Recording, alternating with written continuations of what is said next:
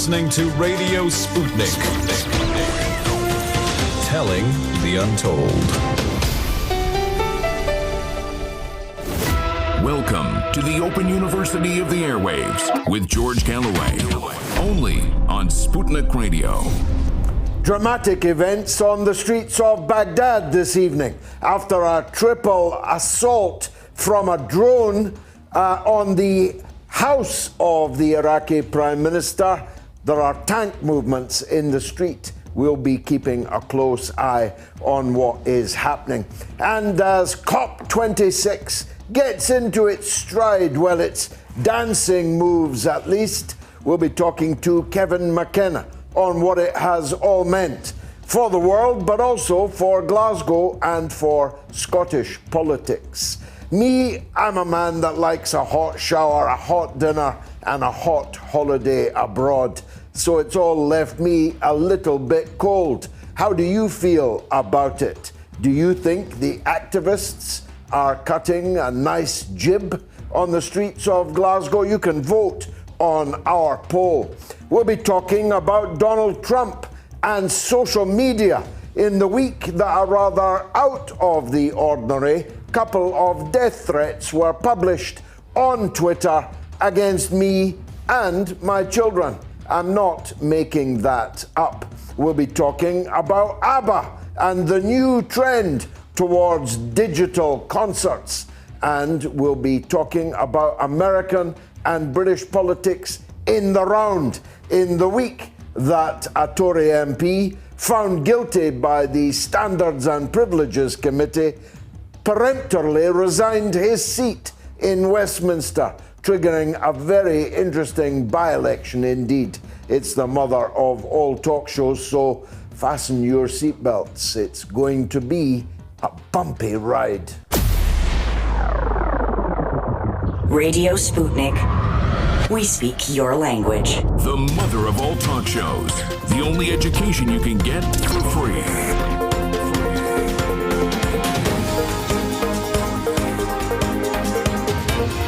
George Galloway. This is Radio Sputnik. So many anniversaries over the last couple of days that I'd like to spend time on, but don't have that time. It was on this day that the Winter Palace was stormed, triggering the Bolshevik Revolution, which led to the establishment of the USSR, the Soviet Union, now 30 years dead, but lamented by 75% of the Russian people. It's official in the latest Western poll on the matter. It was the day, the very day, that the late and great Leonard Cohen passed from this earth, a man of great beauty, lyrical beauty, and a beauty of character not often seen in the music business. ABBA outsold him, no doubt, but we'll be talking about them later in the show.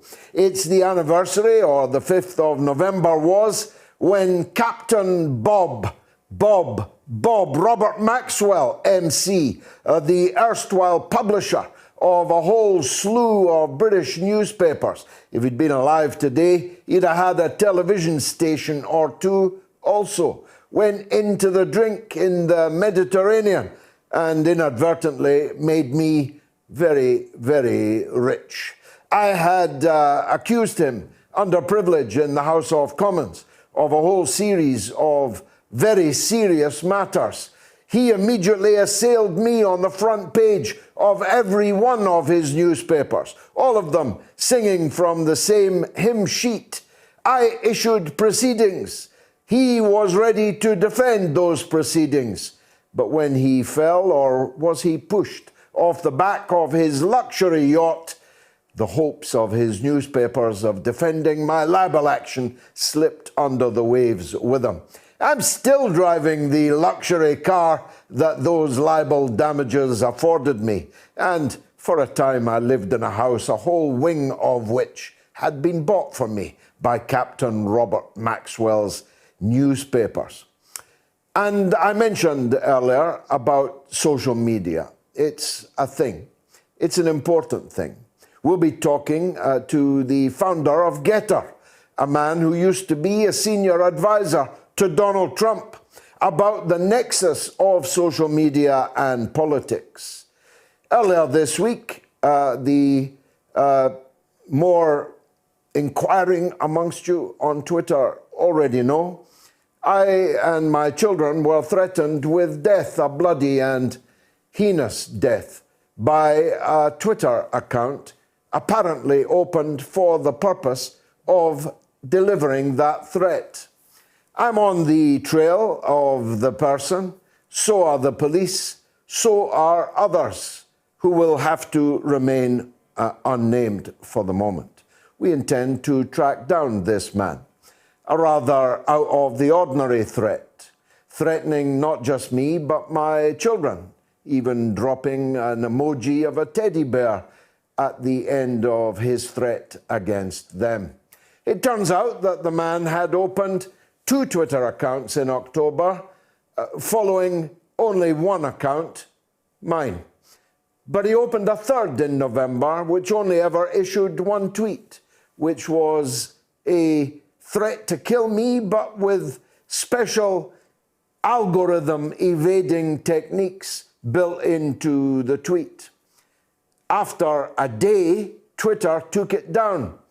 I'm suing Twitter in Dublin, where they are headquartered, amongst other things, demanding the immediate handing over of the internet address, the IP address of that account, so that at least I know whether the person involved is my neighbour or someone more far-flung.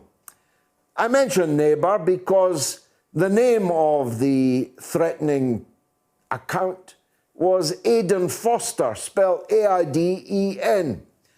When I Googled the unusual spelling of that name, I discovered that the only person that comes up is the star of the Australian soap opera series Neighbours. Was that supposed to make me think that the man that's threatening to kill me lives nearby? Or was it a reference to Russia's neighbours? Who knows? But we intend to find out. It's been a week. We still have not heard from Twitter. We've only now heard from the police in Scotland, where I live, who are doing a very good job.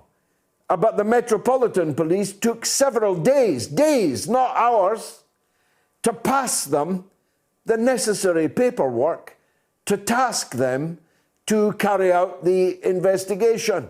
So much for lessons must be learned from the stabbing to death by a blade wielded allegedly by an Islamist fanatic, which murdered my erstwhile parliamentary colleague David Amos a couple of weeks ago. Social media is not living up to the expectations of the public or of the lawmakers. The lawmakers have different axes to grind than someone like me. The lawmakers want to close down social media because that's the only part of the media that holds politicians to account, holds governments to account. I want lawbreakers, people threatening others with death, to be promptly handed over to the police. I'm not against anonymous Twitter accounts, but their actual identity must be verifiably known to the social media platform, which is allowing them to write whatever they like on their platform, so that if what it is that they like constitutes a crime, then that criminal's details can be handed promptly to the victim and to the authorities. I'll be discussing these matters with the former advisor to Donald Trump, the man behind Getter, a social media account that might have some chance of escaping the shackles that the liberal owners of Twitter and of Facebook, of YouTube, and Instagram. By the way, Instagram's back online. Welcome to you. Of the liberal shackles that put Donald Trump, then the President of the United States of America, off their platforms into social media oblivion. Is Trump going to use social media to make his comeback? He'd win, according to the latest poll, a presidential race which is coming up in 2024 by a massive 8 percentage points. As predicted last week here by Garland Nixon, the Democrats lost catastrophically the governorship of Virginia in what might be a harbinger of midterm election defeats yet to come for the Democrats. Joe Biden is at record low levels of popularity, and Kamala Harris is even less popular than him. So in the unfortunate event of Joe Biden's bath chair running over a cliff whilst being pushed for a perambulation by Kamala Harris, the Democrats would be even worse off than they are under the leadership of Joe Biden. These are important issues. The question of the media is also thrown into very sharp relief. Tonight I can tell you that my next film, my next documentary film, working title 000, How the British Stole an American Presidency, is now underway. I'm writing it, I'll be producing it, I won't be presenting it, and I won't be directing it, but I will be crowdfunding for it on January the 1st of next year. It'll be a bigger budget than normal because filming will have to be done in Britain, in the United States, and in Russia. It refers, of course, to the theft of Donald Trump's first, maybe only, but certainly first presidency by the Russiagate hoax, which tonight lies in absolute tatters. All those flunkies in the FBI, in the British security services, just next door to me, whose factotum, Steele, put together a dossier of dross, even worse dross than Alistair Campbell and Tony Blair's dross dossier, put together by some of the same people, was used to effectively hijack the entire presidency of the United States of America. Not since Britain burned down the White House have the British interfered in American politics like they did with the Russiagate hoax. The key witness who told Steele what Steele, paid by Hillary Clinton, told the American public and political class, has now announced that he was lying, that he had no Russian sources, that the things he said were in a videotape, supposedly in the hands of the Russians, where Donald Trump was in a hotel room and a gaggle of leggy Russian blondes got so excited to be in his company that they wet themselves. It was all a lie.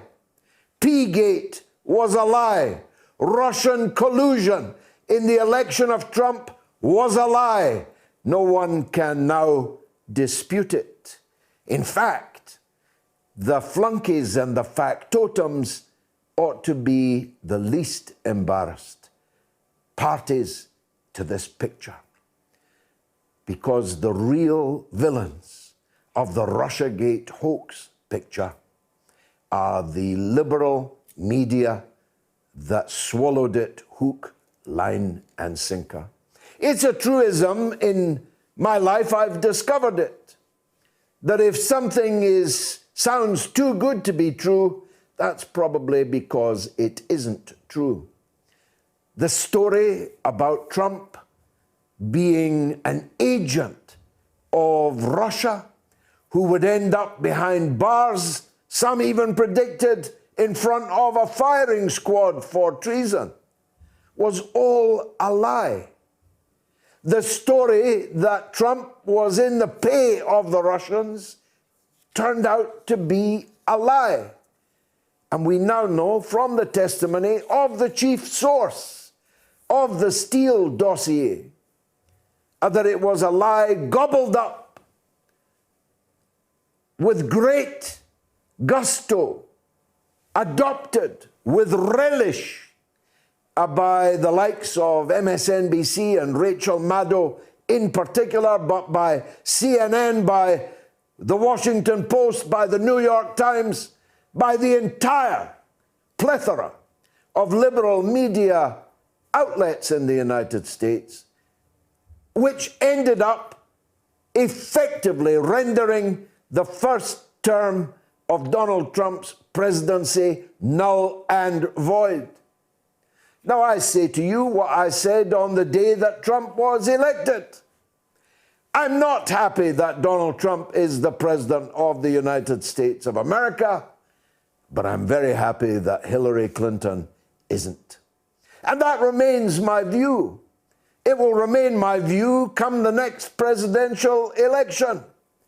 But what I will not remain silent about is a policy, a hoax, which led to the pushing of Trump down every avenue that he should not have gone down, just to prove that he was not an agent of the Russians, that Putin didn't own him.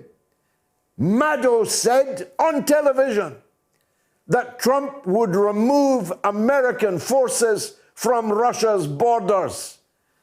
So he should, but he didn't.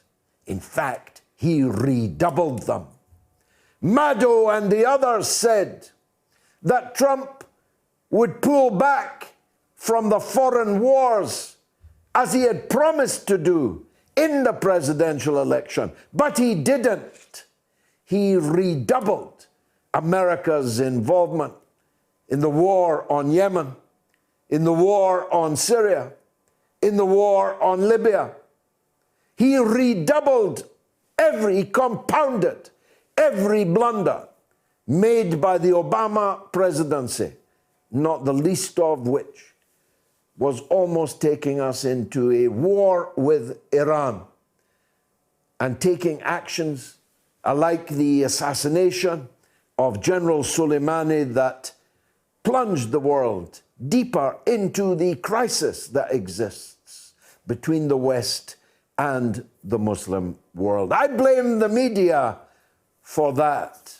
I expect Hillary Clinton, a rotten, twisting crook, a key member of the Clinton crime family, I expect them to behave like the political mafia that they are. I believe and expect that someone like Steele, a superannuated spook from next door, or maybe across the river right in front of me, will behave as he did behave. Scorpions sting, after all, because they are scorpions. But if their effluent had not been adopted with relish by the American liberal media, echoed, of course, by their chorus line in London, in The Guardian, in the BBC, then the Trump presidency would have been different. And lastly, although my name is George, I don't believe that Britain has any business in the government of the United States of America. And the fact that Britain, not Russia, but Britain, was the foreign power interfering in the American presidential election, it's going to make a cracking film, I think. That's why I'm calling it 000, because There was nothing to it in the end. Fasten your seatbelts.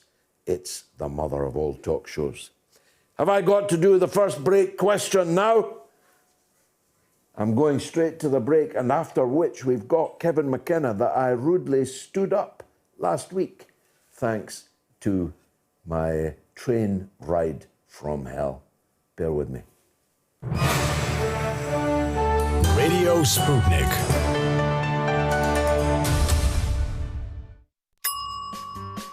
Peter says the Afghan people have lost, George. I thought you were better than this, to be honest. Give me a call, Peter. Tell me what you mean. And Oliver says, for some reason, George was on the jihadist side when it came to Yugoslavia. And that's the reason I will never trust him.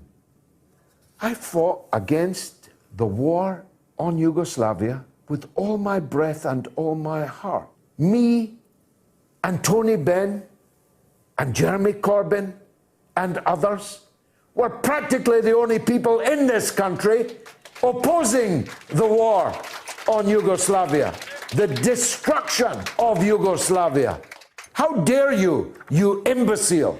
If you have any guts, you'll pick up the phone right now and call this show and justify that utter slander.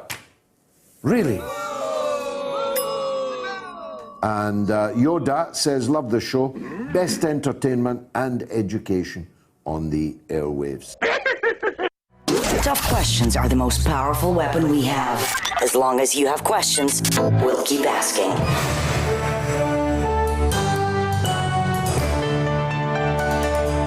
Radio Sputnik. Telling the untold. Now, as I told you earlier, I'm a man that likes a hot shower and a hot dinner. And I like to fly to hot countries for my holidays. So I'm not one of nature's obvious acolytes of advocates for the circus that descended on the great city of Glasgow over the last week or so. And there's more, much more apparently, still to come. It's a bit like the Edinburgh Festival has relocated, the Fringe, I mean, relocated to Glasgow. The streets are full of, how shall I call it, performative political theatre. Dancers, people dressed as witches, rain dancers, anti-rain dancers, anti-sun dancers, all kinds of dancers and indeed comic singers. But I accept that not everyone feels that way. You've got the chance to vote on my first poll. On COP26, do you wish the climate activists A, success, B, tickets to Timbuktu, C, a good wash? Well, that's your opportunity on my Twitter feed, on my YouTube and on my Telegram to opine a provisional judgment on the first part, at least, of COP26. My old friend, Kevin McKenna, one of Scotland's most distinguished writers and commentators, he's probably a bit greener than me. We'll soon find out. Kevin McKenna, welcome to the mother of all talk shows. Thanks for joining us, Kevin. Sorry about last week. I won't bore you with the details, but I didn't get in time to interview you then. How's COP? Oh, it's good. It's great to see you taking the train, George. That's at least a contribution, isn't it, Kevin? Very, very environmentally friendly of you. Well, yeah, that's my first question now. Why did this have to happen at all? Why was Glasgow Airport and Prestwick chock-a-block, and Edinburgh, chock-a-block with private jets, with billionaires like Jeff Bezos, burning the atmosphere to come in person to something that could have been done on Zoom? Is that a legitimate question? Yeah, I think it's a legitimate question. I've got a kind of horse in this race, so to speak, because my daughter, Siobhan, who's 29, was named a COP26 climate champion by the British government. Good for her. Unfortunately, they invited her to a reception hosted by Boris Johnson the other Friday, and she didn't really want to go. And I said to her, "Well, I think you should go," because she runs a small sustainable business, restoring and remaking discarded denim, all very environmental. And I said, you should go. You'll make good contacts. It's good networking. And she didn't. One, she said to me, she didn't like the idea of mixing with so many Tories in an enclosed space, controlled though it might be. And secondly, when she asked how much they were willing, the UK government was willing to help her with her costs, because it was going to be 150 odd quid in the train. The same again for a night or two in London. They said, well, we can advance you £50. And her response was, well, if they really wanted me there, they would have met the full cost, because after all, they can find as much money as possible for their rich donors, and they can make an auction out of PPE equipment during coronavirus. So she didn't go. However, I did interview her, and I put that almost exactly that same question to her, and she said that, look, we have conferences every day of the week in every country at every hour for all sorts of reasons. And this is this summit takes place once every 4 or 5 years. The last one was Paris, wasn't 2016? Yeah. So 5 years ago. And that if we can get most of all the world's leaders in the same place, and even just forcing them to come to some kind of agreement on things that are largely beneficial, even if you're cynical about what eventually makes it off the page, it shouldn't be too difficult. It shouldn't be too difficult, and it's not too onerous each 5 years. However, your point about airports and the air travel is well made, because not only were they flying in their private jets, but they were using them as effectively as a taxi service. So they were coming in their private jets, dropping them off at Glasgow, and then taking off again to park 30 odd miles away in Prestwick. So there was these bemused Glaswegians, waking up most mornings last week and to the sound of, little jets flying overhead west into Glasgow on a half-hourly basis almost in the first 2 days. I did see Joe Biden's Beast, an 8-mile-a-gallon armoured tank vehicle, as part of his convoy of, I think, 75, some people said more, 75 American vehicles. He was staying in Edinburgh and travelling, like Nicola Sturgeon does every day, to Glasgow in a convoy. It was all a bit contradictory. That's my point, I think. Yeah. What's the phrase they used? The optics.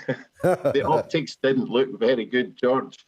I'm not sure there were 75. I kind of lost count, maybe 25 or 30. But it will. There's a magical picture, Kev, of the Beast outside Greg's at Finiston that I used to represent. Maybe he stopped and went in for a steak slice. Yeah, that will become one of the defining images of the COP26. Well, now here's if you like, a deeper point. I've been in politics a long time. You've been covering politics a long time. If a government tells you they're going to do something a year or 2 years come January, you'd be right to be sceptical about it for all kinds of reasons. One parliament cannot bind the next parliament.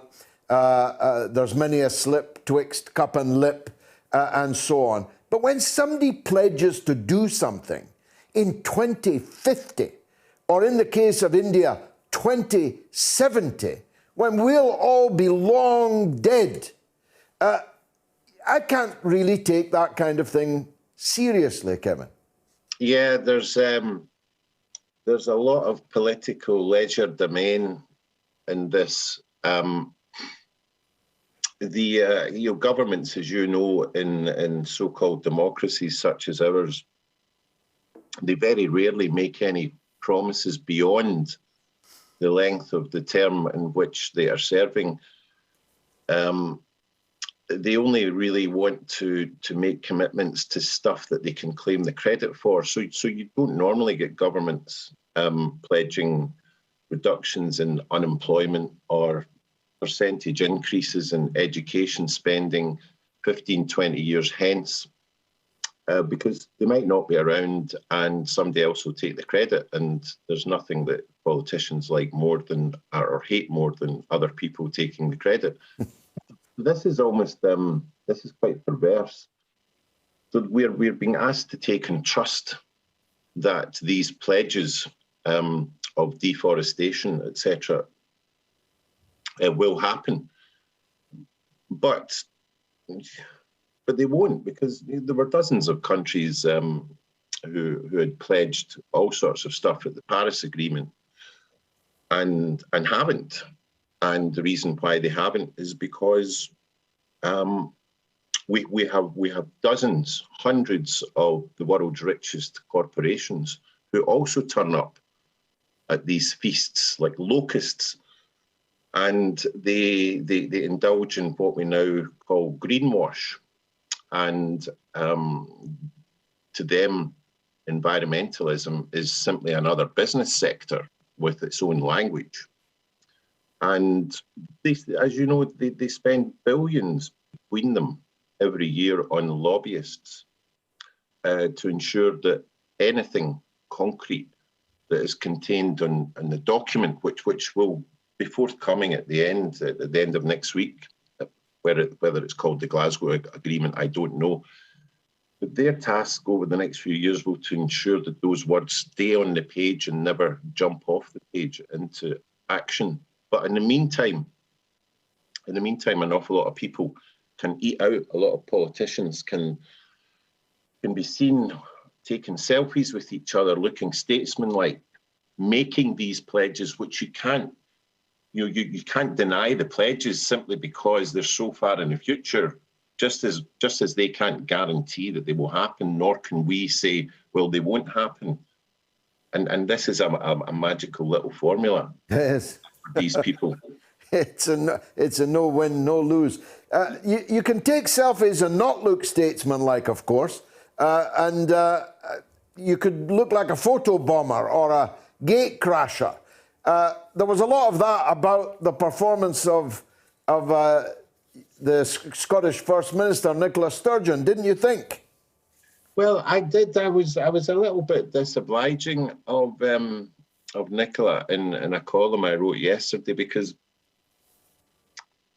yeah, okay, she's been slightly upstaged simply because this is a UK government show in Glasgow in her backyard, and Boris Johnson had said publicly a year or so ago that under no circumstances was he going to allow Nicola Sturgeon anywhere near it, because presumably he thought she would use it to grandstand over Scottish independence, which to be fair to her, she hasn't. So if you're Nicola Sturgeon, of course you want to be seen there, and not unreasonably other people would like to see her there. She is quite well known across the world. The only problem for her and her SNP administration is that while this was happening, there has been an increasingly bitter, several weeks long bin strike by refuse workers across the city who get paid between 17,000 and 20,000 a year, which is, as you and I know, is barely able to sustain a household. And these people were hailed as heroes by the political classes for 18 months because every day during the worst health crisis the country has known, they were literally putting their bodies in the line to provide an essential service for their fellow human beings. But the rhetoric that the SNP administration in Glasgow City Council has used to try and to try and portray these trade unionists as aggressive and extreme has echoes of Thatcherism and the 1984-1985 miners' strike, and they have begun to use scab labour to remove some of the rubbish. They've said they've accused the trade unions of deliberately using COP26 as a means of bribing the city, which I thought, well, that's great, because there are very, very few occasions or opportunities for working people who leverage the influence that they have, mainly due to the anti-trade union laws that Mrs. Thatcher brought in, and which the successive Labour governments have manifestly failed to unstitch. So you get this unfortunate thing happening where you've got Nicola Sturgeon having selfies with the rich and the powerful of the global elite, and literally yards from the front door of the Science Centre, there are very low-paid workers standing out in the rain, looking for support and being jeered and being catcalled by SNP supporters who accuse them of doing Labour's bidding in a way, by means or by trying to do down the independence movement, which is ridiculous. So it's not a good juxtaposition. And will that have any long-term impact? Because, of course, the SNP, although when I was young they were rightly called tartan Tories, over the last decades have been at least affecting to be the new left. Will this lurch at the very first whiff of the grape shot of the General Municipal and Boilermakers Union? Will this have any effect on, well, frankly, the sweetheart relationship which most Scottish trade unions now have with the SNP? It may do. It may do. Another irony of this, and this standoff has been full of ironies, George. Another irony of this is that you have, prior to 2014 and the first Scottish independence referendum, and I sincerely hope there will be another one, but we can discuss that another time. Immediately prior to that, in the years leading up to that, the SNP worked furiously to get to grips with the trade union movement, to insinuate themselves into their good graces, to try and wean them off Labour. And to a certain extent, it worked. There were a lot of Scottish trade unionists who previously wouldn't have entertained the idea of independence, but having seen the nature, the extreme nature of the Conservative government stretching into the future, with UK Labour singularly unable to lay a finger on them, they felt that independence might offer them an opportunity to build a fairer society along kind of deeply held socialist principles. So having done that, at the first, as you said, the first time there's a bit of a standoff. Yeah, okay, we know they're the party of government, and governments and trade unions shouldn't really be getting too cosy. But it's the rhetoric, the language that the Scottish government, and in particular their administration at Glasgow, the biggest and most important city in Scotland, which has been deeply troubling, and I think has caused a lot of anger in wider trade union circles. Kevin McKenna, thank you for joining us on the mother of all talk shows. Apologies for last week again. So on this day in 1917, the Russian provisional government was overthrown by the Bolsheviks. Who was their leader? A. Trotsky, B. Stalin, C. Lenin. Answer after the break. Radio Sputnik.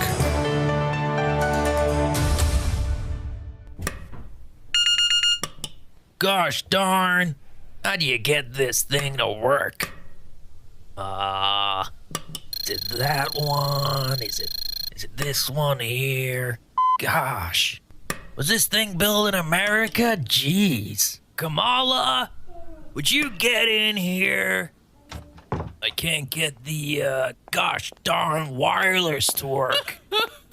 You know I can't answer questions, Joe, when I'm laughing. I'm trying to, listen to that Scottish guy on the wireless, the Galloway fella. Oh, Joe, you're so funny.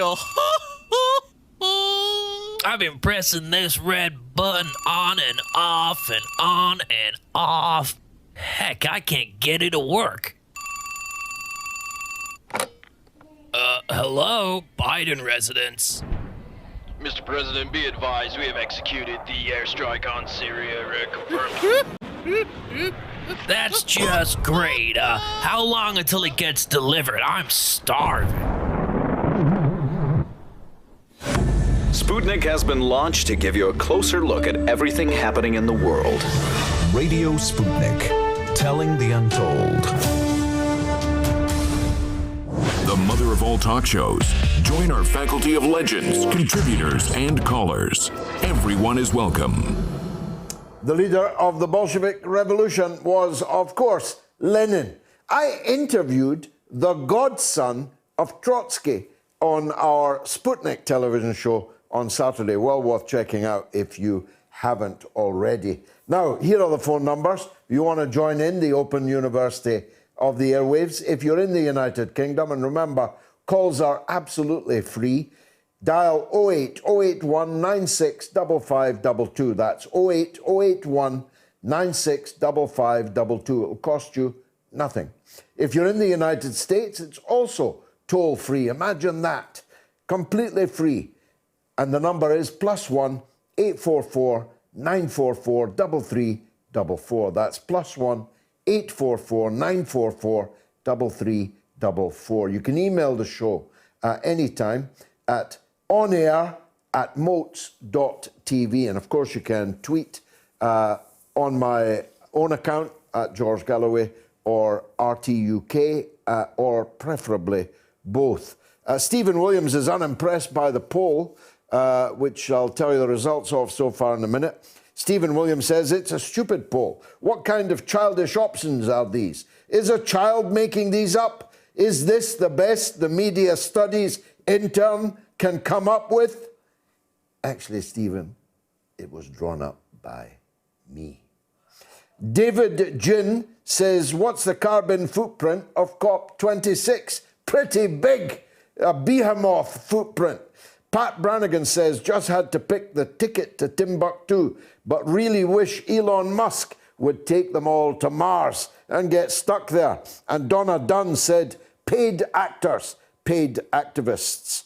Anthony Ahu says, good evening from Ghana, one of my favorite countries, sir. And Horatio Gonzalez says, greetings from Mexico, Mr. Galloway. P.S. Love your accent. Thank you very much, Horatio. And Paul Everett says, good day, folks. Nicaragua is on, and it's presidential election day here at 1:20 p.m., and we are under U.S. media attack. Hunter says, I'm more convinced than ever that Biden is a fake president. And Evolutionary Reject says, my only wish is that the Democrats fix the climate, as well as they fix the southern border and Afghanistan. And Gerard White says, Captain Bob's last flotation was in the Atlantic, not the Mediterranean. My sincere apologies. You're right, Gerard. It was off the coast of the Canary Isles. And Ozzy Weinert says, you're speaking the truth to the masses and exposing powerful criminals, George. So stay safe. Thank you. And Celtic Man says, those that threaten children are amongst the lowest forms of life. You're right. Even the mafia didn't threaten to kill people's children. And Pat Brannigan says, Twitter was probably too busy taking down citizens of Nicaragua for supporting the Sandinistas. Good stuff. Keep them coming in. Now, another of our guests, that I let down last week, although it turns out she was poorly anyway and might not have been able to join us, was our good friend Lisa Francesca Nand, who's a travel journalist and host of the Big Travel Podcast. To call her a travel journalist is like saying that Cristiano Ronaldo is a footballer. He's the greatest footballer, and Lisa is the greatest travel journalist. She joins us now. Lisa, thank you, and my apologies for last week. Wonderful to see you again, looking in the pink. Tell us, first of all, how the travel business is recovering from the damned awful 18 months we've had. Oh, it's been awful, hasn't it? You know, I've spent the last 18 months talking to people within the travel industry and travel agents that have just spent 18 months booking, cancelling, and not even getting paid for it in some instances, and actually slipping through the government support neck as well. So it's been really difficult for people. There is a recovery. It's a slow recovery. It's a shame that the restrictions weren't lifted in time for the summer, really. They were in the rest of Europe and in a lot of the rest of the world, and it's a shame we haven't kept up with that. All we can hope for now is that most of the restrictions have been lifted, at least for the double vaccinated. So we can hope that there will be an upward trajectory. But I do think it's a slow trajectory because, of course, the peak period is over. So I'm sure that we're hoping for some winter sun, some ski trip holidays being booked, people going to visit friends and family, of course, but also a proper recovery come the peak period next summer. How many casualties have there been in the business? I was expecting airlines to go to the wall, travel agents, holiday companies to go to the wall. But if they have been, I've missed it. Yeah, and I think that's been really good. I mean, I was kind of expecting it too. You know, even before the pandemic, we had Brexit that caused a lot of problems. Even before Brexit, we had big companies like Thomas Cook. Remember, they went out of business and then came back in another form. BMI, Monarch, you know, all these big stalwarts of our industry actually went, and this is before Brexit in many ways and before the pandemic. I think the ones that we're not hearing about are going to be the difficult ones, the people who are running travel agents, often independently, sitting at their kitchen tables. It's those that I speak to who have really been struggling. So jobs will have gone. They will have done. But thankfully, we haven't lost any of those big high profile companies. But of course, redundancies have been made in the big companies as well. I miss Monarch, you know. It was my favourite airline. I used to fly them a lot. And they went out of business at the snap of a finger. Anyone else miss them, or was it just me? I miss them. I do actually miss them. In the days before EasyJet, how long has EasyJet been going now? It's difficult to think of a time before EasyJet. Indeed. I think it's 25 years. But Monarch was a great stalwart airline, you know, from Gatwick to all the tourist destinations all over Europe, certainly. And yeah, that was there were other BMI, other airlines went as well. So, you know, like I said, that was before the pandemic. And something that we also don't talk about in terms of the travel industry, it's not just about us going on holiday. We really need to have people over here. We normally generate billions of pounds of income with people coming over here, and that has been decimated in the last 18 months as well. I mean, I haven't flown abroad for a long time, but I did take the Eurostar a couple of weeks ago. It was a dream journey, by the way, and the staff were absolutely wonderful. We were traveling with 3 very young children and bags. It was the first time they were going to see their grandparents and so on. So there was all kinds of built-up presents that had to be taken. It was a potential nightmare, but it turned out to be a bit of a dream journey. But although you say the restrictions have gone, there's still a lot of faffing around, isn't there? There's still a lot of tests having to be taken and paid for. And then when you come back, you have to take a test and then post it at some expense to a company to look at it and so on. How much is that holding the travel business back? The fear that it's going to be more trouble than it's worth? Yeah, I totally get that as well, George. I really do. I mean, I've flown a few times now. And even for me, I'm a native, digital native, as it were. I've been using the internet for a long time. I'm also a travel professional. I talk about it all the time. When I went to Spain a few weeks ago and I went to Germany just this weekend, it's actually really takes some concentration to work out. I was almost standing there in the queue, and I was traveling with my 2 young children as well, feeling that guilt. That guilt when you go through customs, you suddenly think that, you're accidentally smuggling loads of drugs or something. I actually got that. I was thinking, have I got the right forms? Am I going to, be turned back from the border? Am I going to have to fly? You heard rumours of people actually flying all the way to a destination and being turned back. So when you actually think about it, it's not a huge deal if you're fully vaccinated. You usually have to fill out a passenger locator or health form to go into a country, and then also want to come back. And they've also still got these day 2 tests. But I think it has put a lot of people off booking, even people that I know that anecdotally that are very well travelled and always quite gung-ho about jumping on an aeroplane. Even they've thought, I'm actually not going to bother. Have to say, like you did, George, going to Paris on a Eurostar, which I absolutely love, it is worth it. And when you talk about meeting grandparents, that is the real human cost of the closed borders, is that people have missed friends and family. It's not just about holidays, much as I think holidays are very important from a personal point of view and a business point of view. It's people being separated for 18 months now. You've just got the US is only opening this week, and Australia is finally beginning to loosen some restrictions as well. But people have been separated from big lifetime events from each other. Yeah, and of course, citizens have been, Australians, many Australians have not been able to go home, have not been able to see their own country for all this time. It's been dreadful, of course. Now, you must be aware, notwithstanding the hypocrisy of the world leaders that all flew in their private jets to Glasgow and even between Scottish airports, there's a lot of static in the atmosphere, which you might call anti-aviation propaganda, anti-travel propaganda. Do you think that will affect the travel business in the long term? You mentioned guilt earlier. There are people, I'm sure, that have been made to feel guilty about wanting to jet off for holidays. Why not stay home in the rain instead?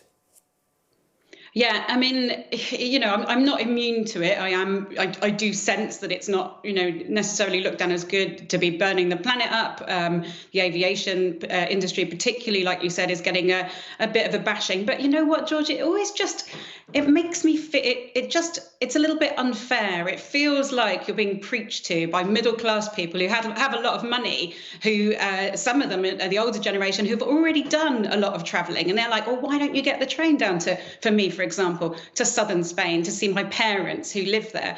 Spend 3 days on I love a train journey, don't get me wrong, but spend 3 days on a really expensive train journey with my kids. It's an absolute hassle. And I think, people are blaming, almost saying, well, you can't go for your 2 weeks on the Costa del Sol or whatever. Well, actually, it's not really us that's doing it. It's the big businesses. It's that 1% that's churning out all the factory, the clothes, the plastic, it's everything like that. And I do get that we need to do our bit, that everyone needs to do their bit, but don't punish us for wanting a couple of weeks, break when we're all working really hard. So I see two sides of it, and I realise we've got to do something, but there is a lot of hypocrisy involved as well. I do really believe that. Well said, indeed. Now, there are things you can do online. They could have done COP26 online and had a carbon footprint of close to zero, but they all wanted to breathe on each other instead, although insisting on people wearing masks. Elsewhere, talking about hypocrisy, but you can't travel virtually. You can't have a holiday online. Even if you put goggles on, you'll not actually be in the Costa del Sol.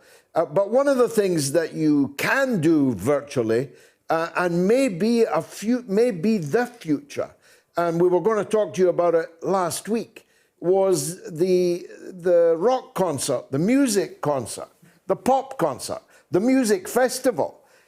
And we were using the ABBA thing as an example of that. What's your take on that?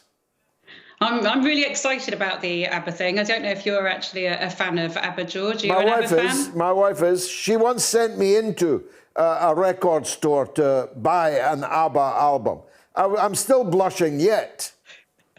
I absolutely love it. And I think it's really interesting, the virtual concert. That is something that we've all done a lot more of, throughout the pandemic. There's been more Zoom calls, more meetings and that sort of thing. And yes, maybe that's good to reduce business travel as well. There is a lot of unnecessary journeys. But, there's nothing that beats standing there in an audience, having an amazing time squashed into a venue with thousands and thousands of people. There is something to be said with that. There's also something to be said with the ABBA concerts. There are actually going to be concerts. It's ABBA, the four of them, that are not going to be there. It's actually some sort of hologram, isn't it, from what I understand? But, is it? Yes, it is. So they're, as far as I understand, they're the hologram. Obviously people will be able to watch it online, but there will actually be an audience. In fact, ABBA themselves have said that they're looking forward to sitting in the audience and watching themselves perform as they did in the 1970s, because it's going to look like not them now, but them back then. But there is something to be said for, what I referenced earlier, is like getting people into this country. We have world-class events. We have world-class football, arguably. We definitely have world-class theatre. We need these people into our country. We need to allow them. I do understand it needs to be safely, but we need their money. We really do. And we want to go to these concerts ourselves. I think in terms of inbound tourism, this August just gone, we had only 14% of our normal levels. And everyone in Europe was beginning to travel more normally. The levels were much better than that. So we need the ABBA event. We need the Euros and the World Cups. We need the cricket, we need the tennis, we need Glastonbury, we need all of this stuff, not just to get people in here and spending money, but also for fun. This is what life is made of. This is what makes a lot of us really happy, me included. I was prevailed upon to go not once but twice to a theatre show, a rather thin script, but which featured ABBA's music on the West End some years ago now. And the whole point was that everyone dressed up like them and got up and danced in the theatre, in their seats, in the aisles and so on. You can't really do that if you're watching this online, can you?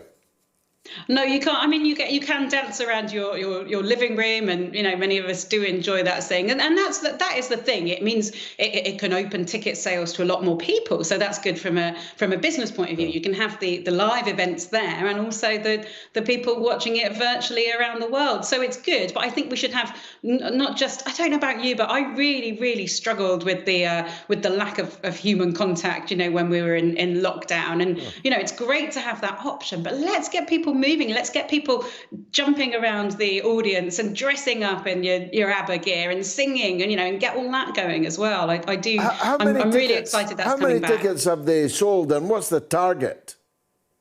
I've got absolutely no idea, but I hope they've sold a lot. I actually went to see something similar at the O2. Do you remember it was only about 3 or 4 years ago. It's kind of different difficult with the pandemic to work out timescales. But I saw something with Elvis, and they recreated Elvis with all sorts of screens. And I think it was the London Philharmonic was playing, and me and my mum went, which was a lovely, lovely thing to do.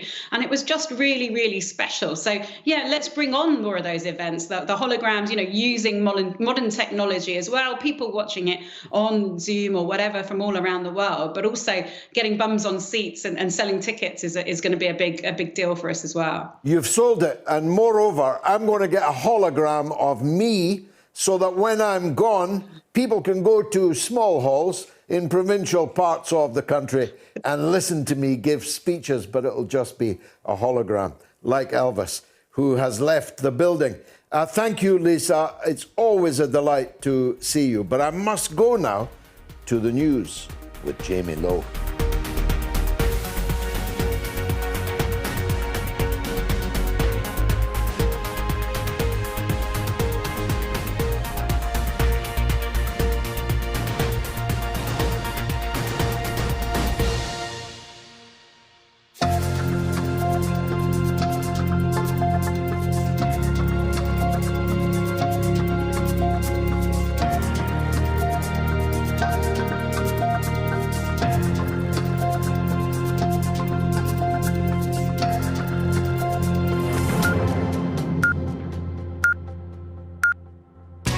Radio Sputnik News.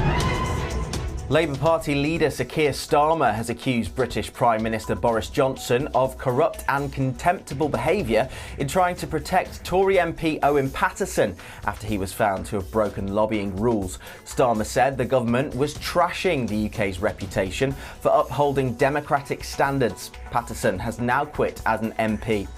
Ministers backed plans to change the standard system that found Paterson guilty, but changed their minds the next day following a political outcry. The vote to reform the rules also put on hold a 30-day House of Commons suspension Paterson was facing for breaching the rules by lobbying on behalf of two private companies. But Environment Secretary George Eustice defended the government's position, saying it had been trying to give politicians under investigation the right to appeal against any findings against them, rather than protect Paterson. He said, "We've been consistent on this throughout." An opinion survey for the Observer newspaper found that the Prime Minister's personal approval figures had sunk to their lowest ever level with the pollster. United States President Joe Biden has hailed the passage of his landmark $1 trillion infrastructure spending package as a monumental step forward. Negotiations over the sweeping Public Works bill, which passed the House of Representatives with a 228 to 206 vote, created a bitter split amongst Democrats. A more ambitious social spending bill, favoured by Liberals, was put on hold. The infrastructure package now heads to Biden's desk to be signed into law. Billed as a once-in-a-generation spending measure, the legislation proposes a $550 billion in new federal expenditure over the next 8 years to upgrade highways, roads and bridges, and to modernise city transit systems and passenger rail networks. The Tesla multi-billionaire Elon Musk has launched a Twitter poll of his 62.6 million followers asking if he should sell 10% of his shares. The vote, which closes later today, could see him dispose of $21 billion of stock in the electric car maker. He proposed to abide by the result of the poll, a response to the billionaire's tax proposed by US Democrats. The plan could see Musk face a huge tax bill. So far, 57% of the 2.8 million respondents have voted yes. The Tesla chief exec owns more than $200 billion worth of shares and is due to exercise options next year that will boost his net worth even further, but leave with him what he said would be a massive tax bill. Under plans proposed by the Democratic Party in the Senate, billionaires could be taxed on what are dubbed unrealistic gains when the price of their shares go up, even if they do not sell any of their stock. An Italian court has sentenced 70 members of the powerful mafia group 'Ndrangheta in the first stage of the biggest mafia trial in decades. The group is a sprawling criminal network consisting of some 150 families. This trial is targeting just one of those, the Mancuso family. Over the next 2 years, 355 alleged mobsters and corrupt officials will face court for their involvement with Italy's richest and most powerful organised crime group. Hundreds of lawyers and nearly 1,000 witnesses are involved. Saturday's maxi trials took place behind closed doors in a specially converted courtroom in the Calabrian city of Lamezia Terme. Judges handed 6 of those convicted the maximum 20-year sentence that prosecutors had asked for. Another 21 defendants were acquitted. Iraqi Prime Minister Mustafa al-Kadhimi has said he escaped unhurt after a drone attack on his home inside Baghdad's high-security green zone. A drone laden with explosives struck his building, injuring 6 of his bodyguards in an apparent assassination attempt, officials said. Kadhimi called for calm and restraint from everyone. The attack, which comes after violent unrest over recent election results, was condemned by both the US and Iran. Security sources say 3 drones were used in the attack, launched from near Republic Bridge on the River Tigris, but 2 were shot down. Afghanistan is launching a 4-day polio vaccination campaign, the Taliban-run Public Health Ministry says. Afghanistan and neighbouring Pakistan are the only 2 countries in the world where the crippling disease remains endemic. Vaccination teams face difficulties in both places, but those in Afghanistan have been unable to work in parts of the country for much of the past 3 years. Vaccinators have faced many dangers from the long conflict, including the risk of kidnapping and roadside bombs. There was also a Taliban ban on vaccination teams in the parts of the country it controlled before it took Kabul in August this year. The rapper Travis Scott has promised to help the families of the 8 people who were killed during his concert at the Astroworld Festival in Texas, saying he could never imagine anything like this happening. He posted an emotional video on social media as police in Houston said they had opened a criminal investigation into the stampede that led to the deaths of concert goers, including a 14-year-old and 16-year-old. Scott's partner, Kylie Jenner, has also spoken out, saying on her Instagram stories, "Travis and I are broken and devastated. My thoughts and prayers are with all who lost their lives, were injured or affected in any way by yesterday's event." She added, "I want to make it clear that we weren't aware of any fatalities until the news came out after the show, and in no world would have continued filming or performing." And finally, the childhood home of the former Beatle George Harrison is up for auction. The guitarist moved to 25 Upton Green in Speke, Liverpool in 1949 when he was 6 years old. He rehearsed with John Lennon and Paul McCartney at the house. The Harrison family moved out in 1962, just as the Beatles were about to hit the big time. Auctioneer Paul Fairweather said the 3-bedroom property was a steal at an estimated price of between £160,000 and £200,000. The Harrisons had been on a rehousing list for about 18 years when the opportunity arose to move to the house on the new Speke housing estate. Harrison continued to go to Dovedale Primary School, which was also attended by Lennon, although they were unaware of each other due to a 2.5-year age gap. As teenagers, they rehearsed with Lennon's skiffle group, the Quarrymen, which included Paul McCartney at Harrison's home. The band eventually evolved into the Beatles. The name the members adopted in 1960. And that's the latest here on Sputnik News. I'm Jamie Lowe.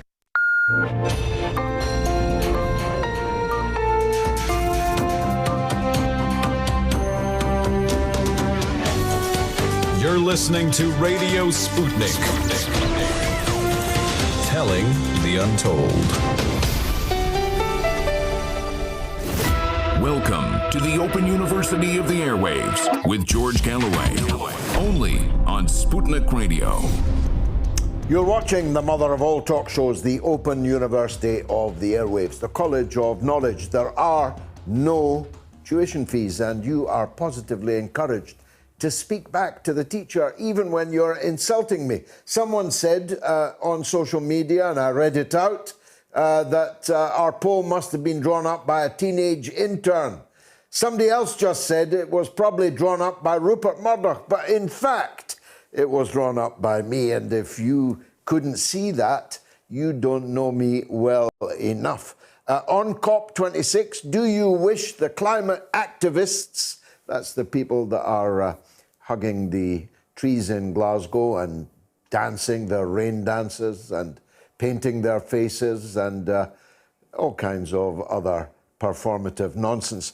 On COP26, do you wish the climate activists A, success, 24% of you, B, tickets to Timbuktu, though what Timbuktu did to deserve that, I don't know, but 46% of you want them to fly to Timbuktu next. C, a good wash, 30%. Although it would be in a cold shower, of course, because one of their pet hates is hot water. They switched off all the hot water in the conference hall to make their performative point that we shouldn't be having hot showers. Presumably, they ate their quinoa salads entirely cold, although they would have had to be refrigerated, which burns electricity. And they wouldn't dream of getting on an aeroplane to, oh no, wait, they all got on an aeroplane to come to Glasgow. So you can vote now on my Twitter feed, on my YouTube, on my Telegram, and you've got about another 40 minutes to do so. Now, we haven't yet interviewed Donald Trump, though I hope to do so for my forthcoming documentary, 000, How the British Stole an American Presidency. But we do know that he has listened to the show, on 105.5 in DC, on FM, on Radio Sputnik. I know that for sure. I don't know how many times he listened, but he definitely listened once. We haven't spoken to him, but we are about to speak to Jason Miller, a former senior advisor to President Donald Trump, who is now the CEO of Twitter's rival, Getter. Getter. If you're not on it yet, you should be. I'm on it. Why place all your eggs in one basket? Especially when that basket is run by, well, baskets. Jason Miller joins me now. Jason, thanks very much indeed for coming on the show. Tell us a bit about Getter first, will you? How does it differ from Twitter and other such platforms? Yeah, George, Getter is fastest growing social media platform in world history, launched on July 4th, our Independence Day, and almost to 3 million users already.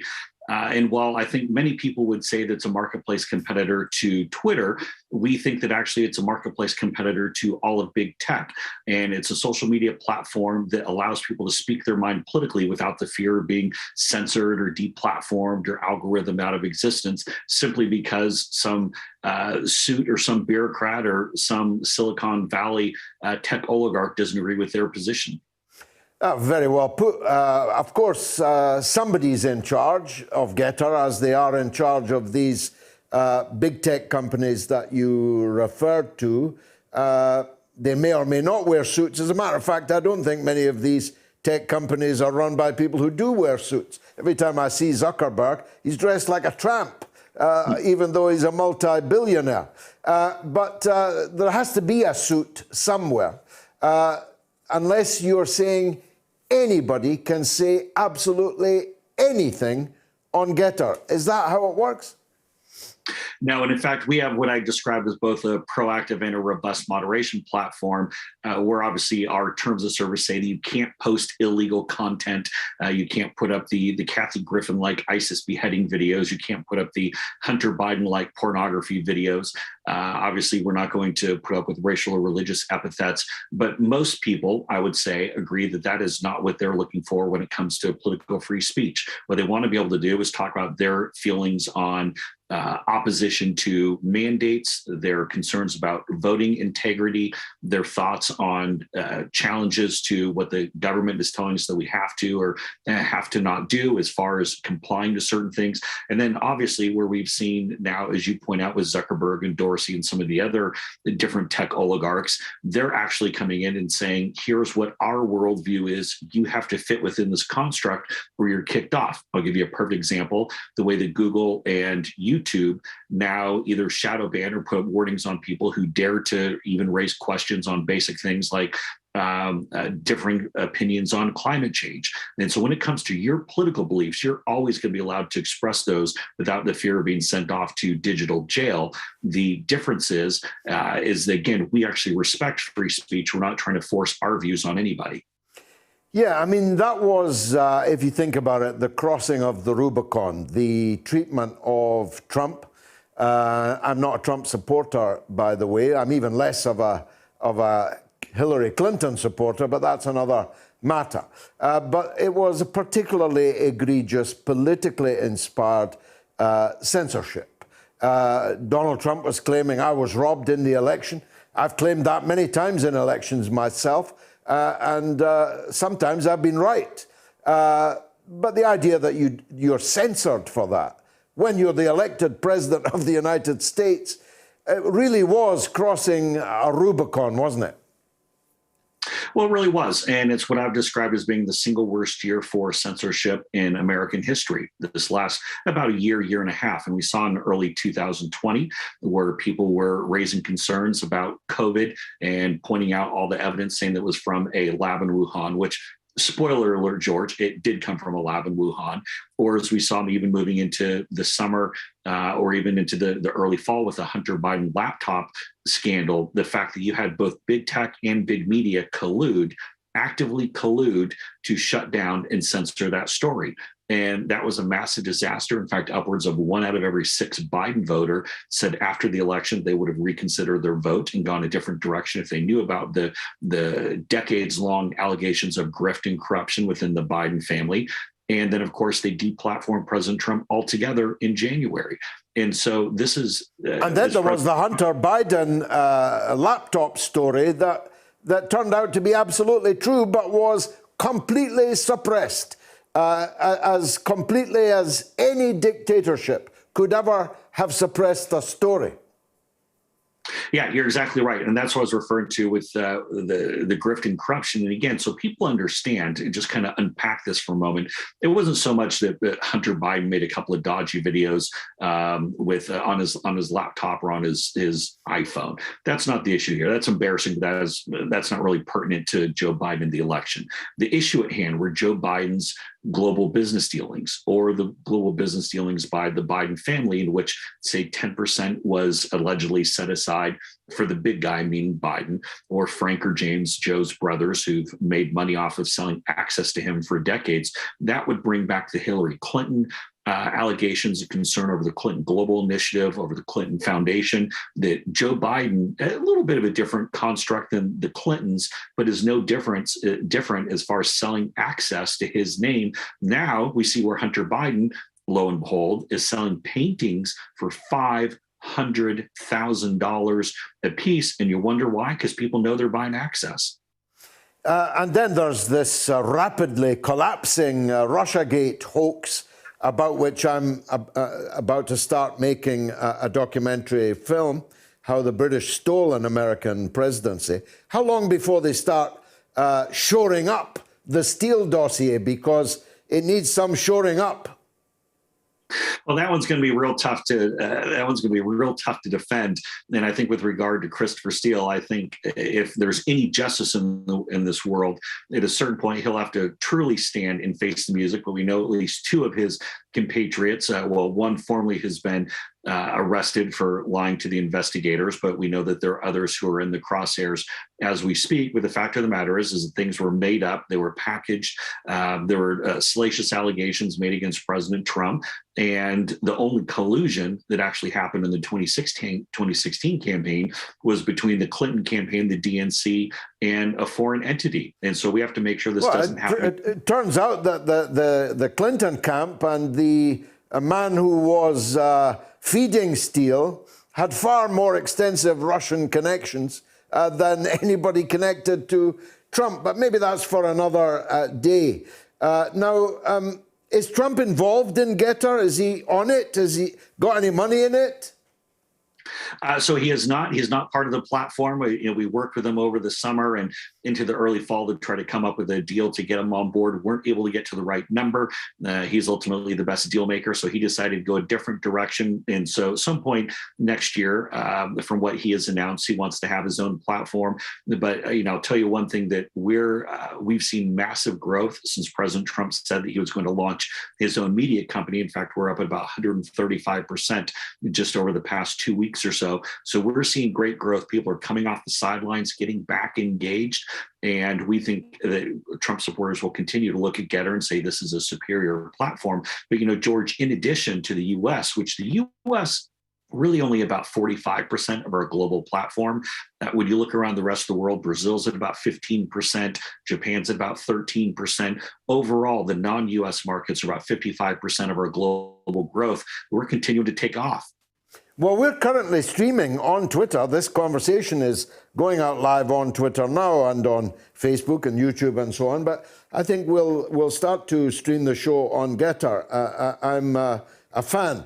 Now, Trump starting his own media company seems to me to have some difficulties attached to it.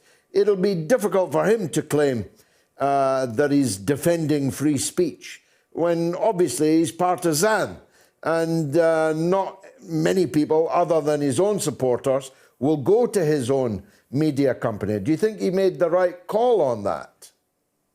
Well, I think he should have joined our platform, and what I told him for a couple of reasons. One, because it is really darn tough to launch one of these platforms. The other thing, too, is it's really darn tough to keep the platforms going, everything dealing with security and moderation, all the different things that go into it. And also with President Trump, another part of the angle is part of my pitch that was saying then this way he doesn't have to worry about the management of it. Come and join a platform. That way nobody else is saying that it's the quote unquote Trump platform. It's a platform that he's joining, meaning that you can get people from all around the world. But George, here's the thing I know about President Trump, having worked for him in both of the 2016 and 2020 campaigns. Pretty much anything he sets his mind to, he's usually successful more often than not. I'd never bet against President Trump. And as I told him on the phone when I spoke with him a couple of days ago, I hope he's very successful, just, not too successful. What is he like? Does he take advice? I mean, you're right, he's very single-minded, and many things he's done have been very successful. Some things he's done have been disastrously unsuccessful, of course. But does he take advice? When you were an advisor, did you feel he was listening to you? Yeah, absolutely. In fact, he will take advice and take input from a lot of people that would probably surprise you. But, one of the dynamics when you're around President Trump is you're expected to have an opinion. You're expected to be able to provide some of that advice. And as long as you thought through and you have some rationale and some reasoning behind it, he'll listen to you. And so plenty of times I would go and say, Mr. President, or then candidate Mr. Trump, here's another way to go and do it. Here's a way to be more effective and to be more efficient, or here's another way, another angle, or another approach on something. As long as you have a good idea and you understand what he's trying to get at, but you have another path that will help him get there in a better fashion, he'll listen all the time. I think with anyone, whether it's President Trump or any other candidate, probably since the beginning of time, if you just go to them and simply say no, or this is a bad idea, or don't do this, you can get tuned out pretty easily. But if you're smart, you're intuitive, you're looking around corners, and you're able to think unconventionally in the way that he does, then you can have a really good relationship. Is he going to run, Jason? I hope so. I believe that he ultimately does run in 2024, and I'll be one of his biggest allies and cheerleaders in that effort. I think if you talk with him, he definitely comes across as somebody who is going to run in 2024. And that's part of the reason actually why we launched Getter.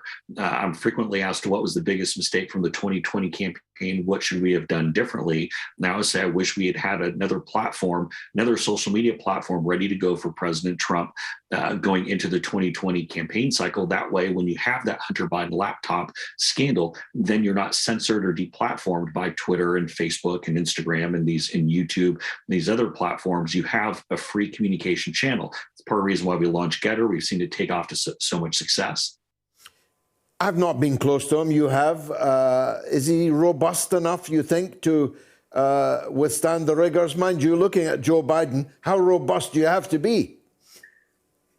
Well, exactly. And Joe can't even stay awake in the meetings that he's having. So, so I don't, I wouldn't exactly wouldn't put robust and Joe Biden anywhere in the same sentence. But with regard to President Trump, when I saw him, talked to him a couple of days ago, but then when I saw him out on the golf course about a month or so back, he's moving around just as well, if not better, someone half his age, hitting the golf balls. He's very active, getting a lot of both rest, but then also exercise in his time out of the White House. And he sure looks a heck of a lot better than Joe Biden. Jason Miller, thanks very much indeed for joining us on the mother of all talk shows. Hope we can talk again. On COP26, do you wish the climate activists A, success, B, tickets to Timbuktu, C, a good wash? That'll be coming to an end soon. Not the good wash, but the poll. So get your vote in quickly. This week in 2016, Donald Trump was elected President of the United States. Whom did he defeat? A, John Kerry, B, Hillary Clinton, C, Barack Obama. Answer after the break. Radio Sputnik. You have to remember back in 2002, 2003, there was a wish by George Bush for regime change. That's what was driving him. Nothing to do with weapons of mass destruction, which of course didn't exist in Iraq. So they had to construct some sort of formula, some sort of cover story in order to persuade the British public that intervention in Iraq was right. Now, David Kelly, as an expert in weapons of mass destruction, knew that this was untrue. He knew that there were probably no weapons of mass destruction in Iraq. That was a guy that could have brought down the whole system. I reckon you're chaff. You've been thrown up to divert our probing. The Foreign Affairs Select Committee, that parliamentarian briefing, I think that was an indignity to him. We saw it on the news, and my very first thought was shock. Oh my God, you know, this man is in the eye of the media hurricane. He should be protected by that at least. You've got blood on your hands, Prime Minister. Are you going to resign over this? I don't know the details of how Lord Hutton happened to be selected, but what was certainly the case is that he was the right kind of judge to use from the point of view of Downing Street and the intelligence services as well. Of the 21 days of hearing, only one half of one day was spent on discussing the forensic aspects. That is disgusting. We were given the Hutton report the day before it was published, but actually what happened was he went too far. The events of 2003 were disgraceful ones in this country's history, and it's unfinished business. Those responsible for an illegal war, those responsible for the death of David Kelly, have not been brought to justice. There's been no inquest into David Kelly's death. There needs to be one. We need to make sure that those who behaved in a reprehensible way in 2003 are finally brought to book. And don't forget, you can get from Amazon the Killing Kelly DVD, and you can download it on Vimeo. Tough questions are the most powerful weapon we have. As long as you have questions, we'll keep asking.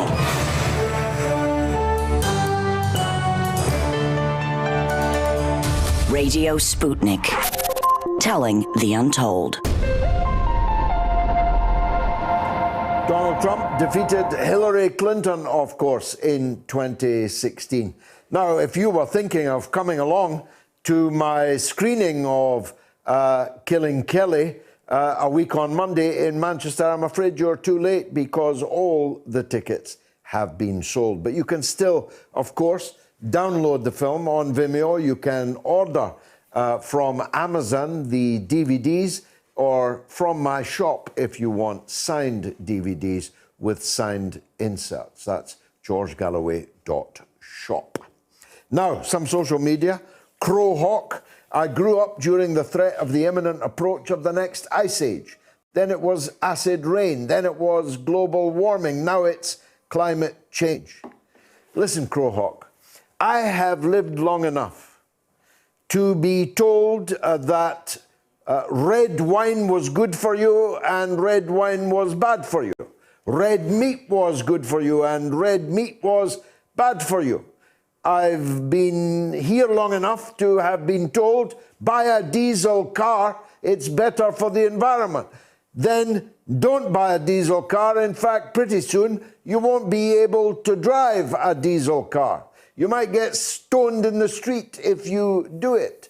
I've lived through so many of these fads that I don't know what to believe anymore. And in the 1970s, like you, I was told we were headed into a new ice age. Now, admittedly, that was 50 years ago, but some of these decisions that are being pledged at COP26 are from 50 years from now. 30 years, 50 years from now.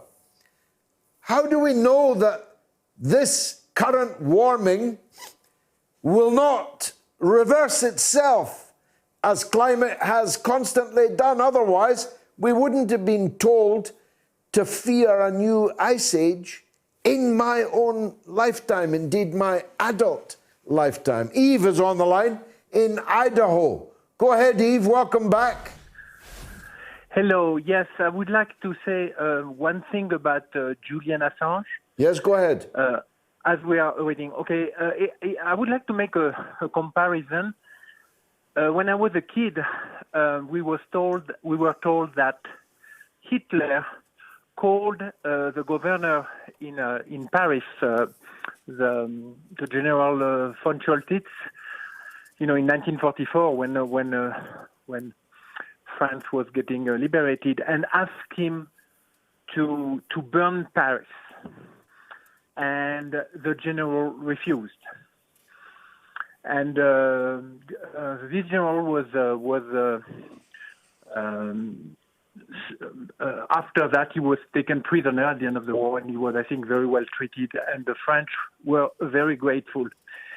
I believe that with Julian Assange, the Americans are very simply asking the British to forget about their justice independence when it comes to what they call national security.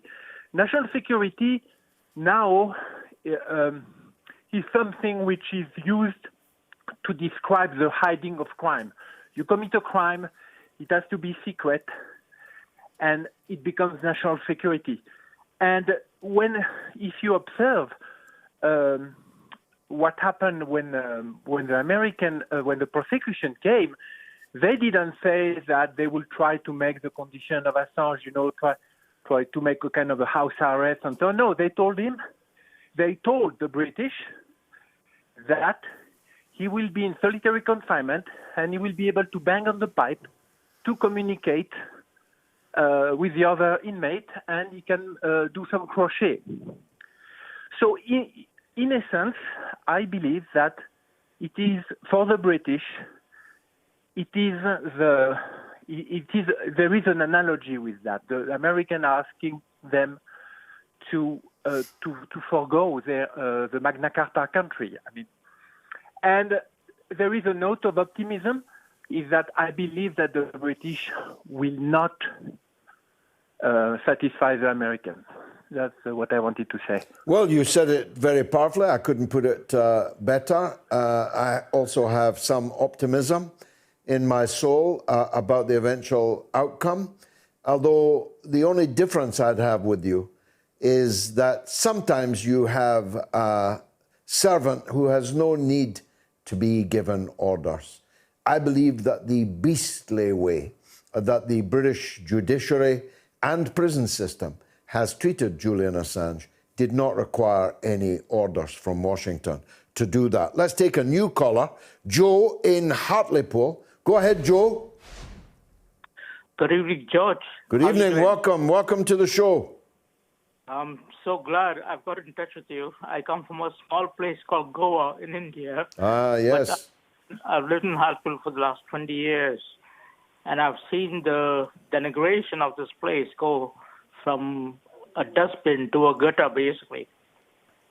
It's a place that's up against it, no doubt about that. For those listening around the world and watching throughout the world, Hartlepool is a poor working class town, which, to someone's surprise, but not mine, elected a Conservative MP at the by-election just 6 months ago. Go ahead, Joe. Yes, I totally understand what you're saying, but I've lived here for like about 18 years or 19 years now, and this place is so good, so well, even after all the mining shut down and everything else. I came in 2002, and at that time, this place was a little bit of racism, which is like, I wouldn't call it racism, I'll call it ignorance. But what I've been watching all through the 18 years is the politicians like Boris Johnson, Priti Patel. Now, Priti Patel is an Indian woman, and no one's questioning her family back in India. Now, she's in charge of immigration, which is a big thing for the Patel family in the Indian section. Indian Patels are very famous around the world for immigration. They go around the world in America, UK, and all they do is open shops. I know, like really blacklisted people in India, they pay £5,000 just to come to the UK on a visit visa. I don't know whether that has stopped now. I'm talking about 2002. And when they come here, they just disappear, rip up the passports, everything else. Now, she comes back again and says, well, we'll send them to four-star hotels, and I believe they come here because of four-star hotels. Now, where does this mindset come from? The reason they are going to 4-star hotels is because the news media does not report it, because if they report it, they'll start questioning her and her family back home in India. And no one's asking Priti Patel's family back in India, where and what kind of jobs are y'all doing? Because most of Priti Patel's family, I would believe, as an Indian, is involved in immigration. Well, of course, you have had in Hartlepool an MP, Peter Mandelson, now Lord Mandelson, a bosom buddy of Jeffrey Epstein, the sex trafficking paedophile, who was central to the invasion of and destruction of Iraq and of Afghanistan, which caused quite a spill in blood and immigration. Boris Johnson was not responsible for those crimes. Your ex-MP, Peter Mandelson, was. You have had in Peter Mandelson an MP that took the view that Britain should follow the United States into every war, every invasion that any US president happened upon. So your ire against Priti Patel really should be shared out across the rest of the British political class. Should it not, Joe? It is. I agree with you, George. I've been following you for about 5 years now. I've been checking you out, and I listen to what you say. I'm not a political man. I don't vote. I don't vote for anybody. But I watch what's going on in this country. It's going down the hellhole. And I listen to you every time on a Sunday and wait to what you have to say. But George, what do you think is the solution to all this? Well, first of all, mass immigration is a bad thing. It's a bad thing for the donor country because it takes away from their society some of the best brains, some of the hardest working people who are forced to travel half the world to find a better life. And it's a bad thing for the receiving country because it drives down wages, puts more pressure on public services, and increases the danger of racism. So I'm against mass immigration. There's nothing liberal or progressive, still less anything socialist about mass immigration. I'm for controlled immigration. For the country, I'll let you in a minute. I'm for the country deciding how many immigrants do we need this year, next year, the year after that. And when we've agreed on a number, we should prioritize Commonwealth countries, countries with whom we have an affinity, countries that we owe something to, countries where they're more likely to be able to speak English, like you, countries that fought alongside us in 2 world wars, rather than countries that fought against us in those 2 world wars. That's my view on immigration. Last word to you, Joe. Well, I am from India, and I've been called racist all the time for voicing my opinion. And the funny part of it is, when a guy who pays for his visas and goes the right channel, he got something called Life in the UK test. Now, if you take the test, I will promise you, I've put £1,000 or £100,000 a bet that nobody will pass the test, because it'll ask questions like, when was Queen Henry IV or Queen the 10th or God knows who? How many people are there in the parliament? Now, who the hell is going to find an answers to that? And that is a Life in the UK test. If you don't pass the test, you have to go, you cannot get your citizenship. Now, how do all these people from Pakistan, Bangladesh all pass the test? I just want to know that answer, not from you, but from the government. How do they get that process? And that's not just one. And it says you cannot pass the test. You can pass the test, apply for 1 week later, pay some more money, and then apply 1 week later if you fail the test. There's 24 questions. You got to pass 18. And well, I don't myself think it's unreasonable when applying for citizenship to test the extent to which the applicant is committed to being a British citizen. I don't know what the questions are nowadays.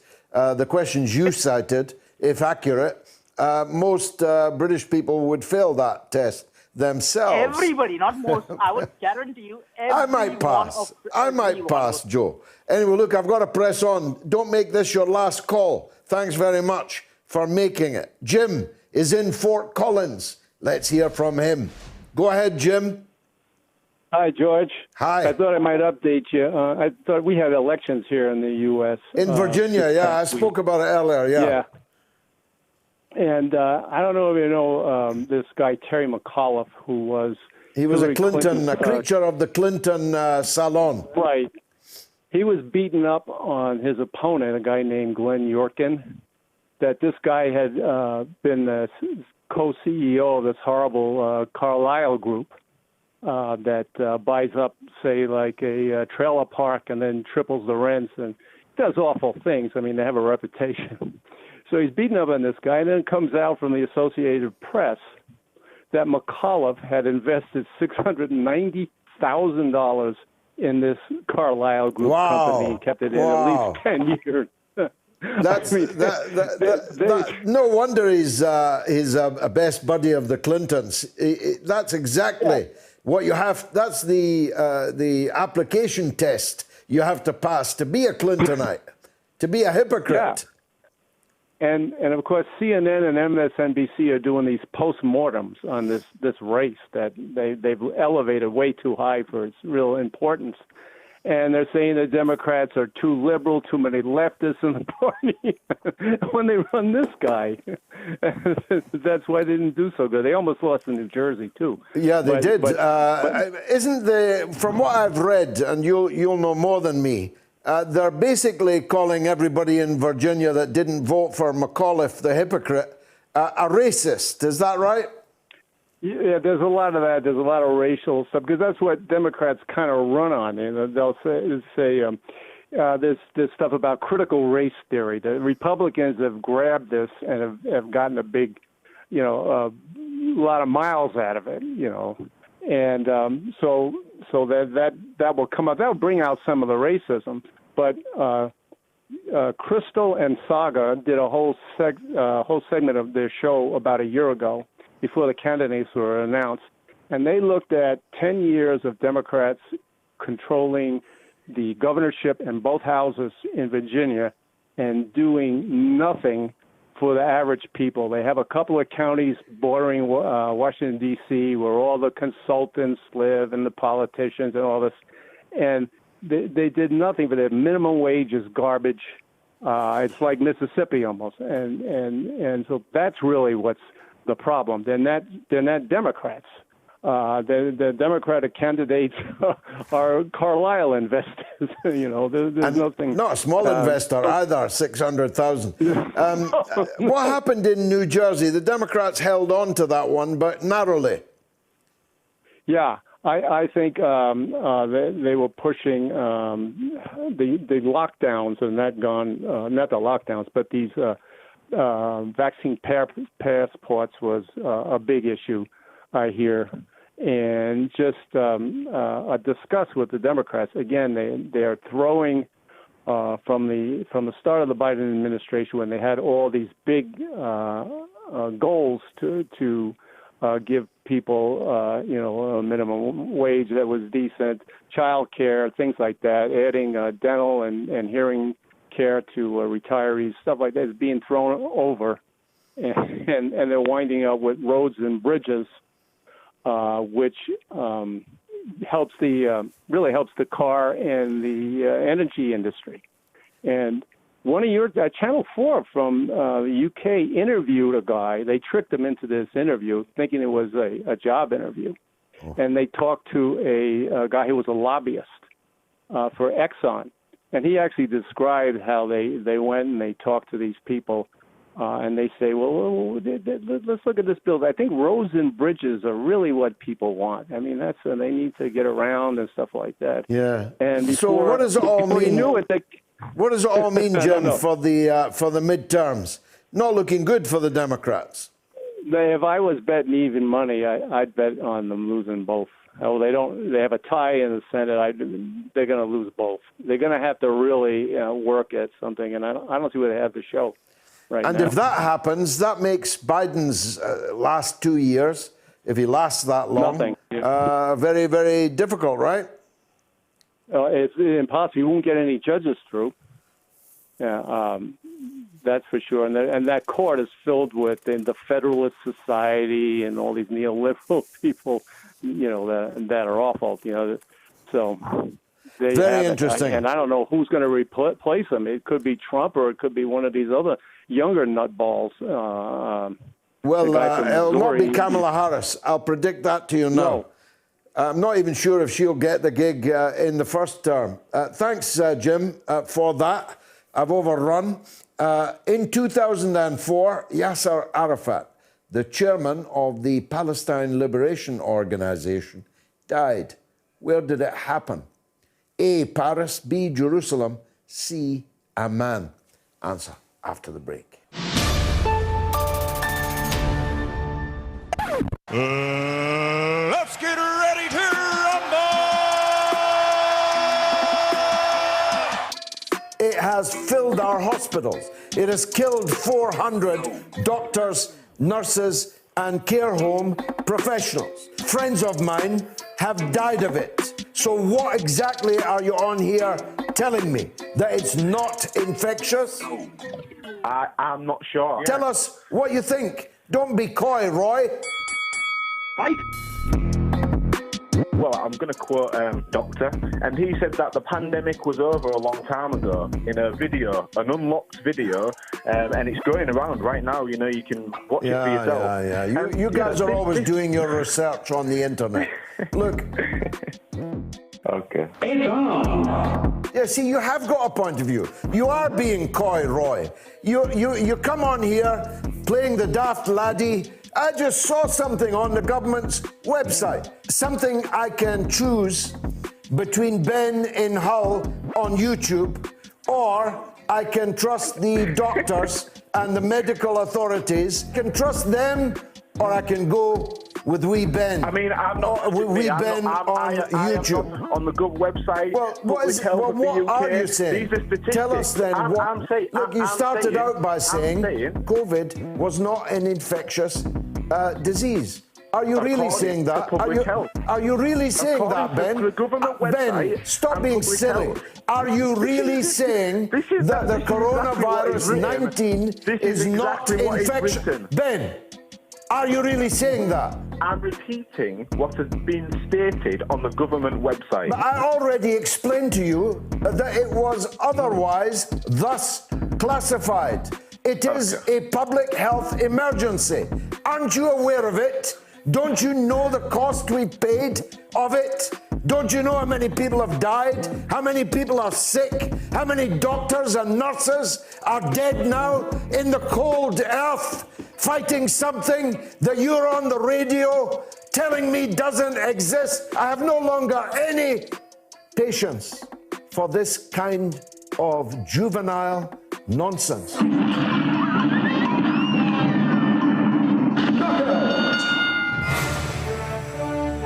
Radio Sputnik. The mother of all talk shows. With George Galloway. The world is our classroom, and you're welcome to sit in and join the seminar. President Arafat died in Paris at the Percy Military Hospital in the French capital. I was there at his deathbed when he passed. Perhaps I should talk more about that sometime. Now, if you've not been put off by that little vignette of me beating someone senseless, maybe you want to call the show. Here are the phone numbers. If you're in the United Kingdom, 08081 965522. And remember, it's completely free. If you're in the United States, it's also completely free. That's +1 844 944 3344. Lots and lots of social media. I don't have time to reach all of it, but I will read all of it. I promise you that. Roger Hesketh says, I fancy sending the climate activists to Timbuktu, but on second thoughts, what has Timbuktu done to deserve them? And Big G Haywood, love that name, acid rain was a real thing. Try to do some fishing in the streams of northern Appalachia. They're all dead. No aquatic life in them whatsoever. And John Rooney says the climate will always change. It's been changing for thousands of years. And Cuplex says nothing like a nuclear winter to change the climate, but no one in the MSM is talking about the current nuclear build-up in the world. It's unbelievable. Some of the people there at COP26 wouldn't think twice about pressing a nuclear button that would incinerate the entire world, plunging the planet into a nuclear winter that no one would surprise. No one would survive it. And they want me to have a cold shower to save the planet? My goodness. 30% of you think the activists there need a good wash. A bit cruel, maybe. A teenage intern came up with that. Fundamentals says the term carbon footprint was invented by big gas and oil companies, a term that has put responsibility onto the person. Very good point. Stephen Cunningham says the Ice Age was a natural phenomenon. Greenhouse gases by the multi-billions of tons since the Industrial Revolution is not. Sell your BP shares quickly. They'll be stranded assets. I have no BP shares or shares, for that matter, in anything else. Crowhawk, again, I'm for controlling CO2 emissions, but I'm not going to be told it's my fault by those flying around in private jets between bombing the planet into oblivion. Tweet of the night. User 1990, Galloway is dead wrong about making people reveal their identity to Twitter. Get a warrant.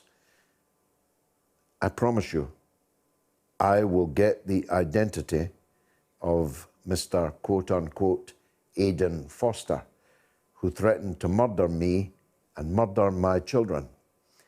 And you better hope the police get to him before some of my friends do. MFG 56, your poll is missing the important point.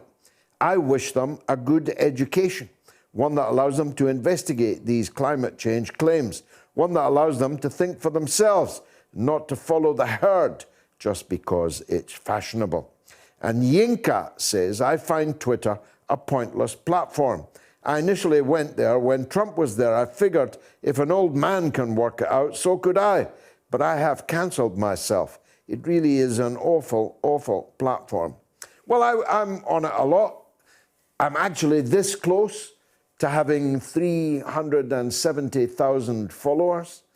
If you haven't followed me, please do follow me on Twitter. Get me to 370,000, which means that everything I send out on Twitter has a bigger circulation than virtually any newspaper in the country, and a bigger audience than virtually any current affairs or news program in the country. And that's important. If you'd grown up, as I did, in an era when the only way you could get your message out was printing it on a piece of paper and trying to convince someone to take it. Oh, I'm sorry. I've kept Terence in Norwich waiting. Terence, go ahead. Hello, Mr. Galloway. How are you? I hope you're well. I'm good. Yes, lovely. Thank you. My point firstly begins with an observation. Having looked at your work over the last 40 years and talked to friends of the Mitchells, the McDonalds in your own Dundee, the beloved Dundee, and as a constituent MP, you've earned your gold-plated pension from the British Parliament. I have no doubt of that. Thank you. Now, my point is this. Should Owen Paterson have lined his pockets with £500,000, not interested in his constituents or what they were up to? Friends of mine in the north of Ireland told me he was called What's Going Owen.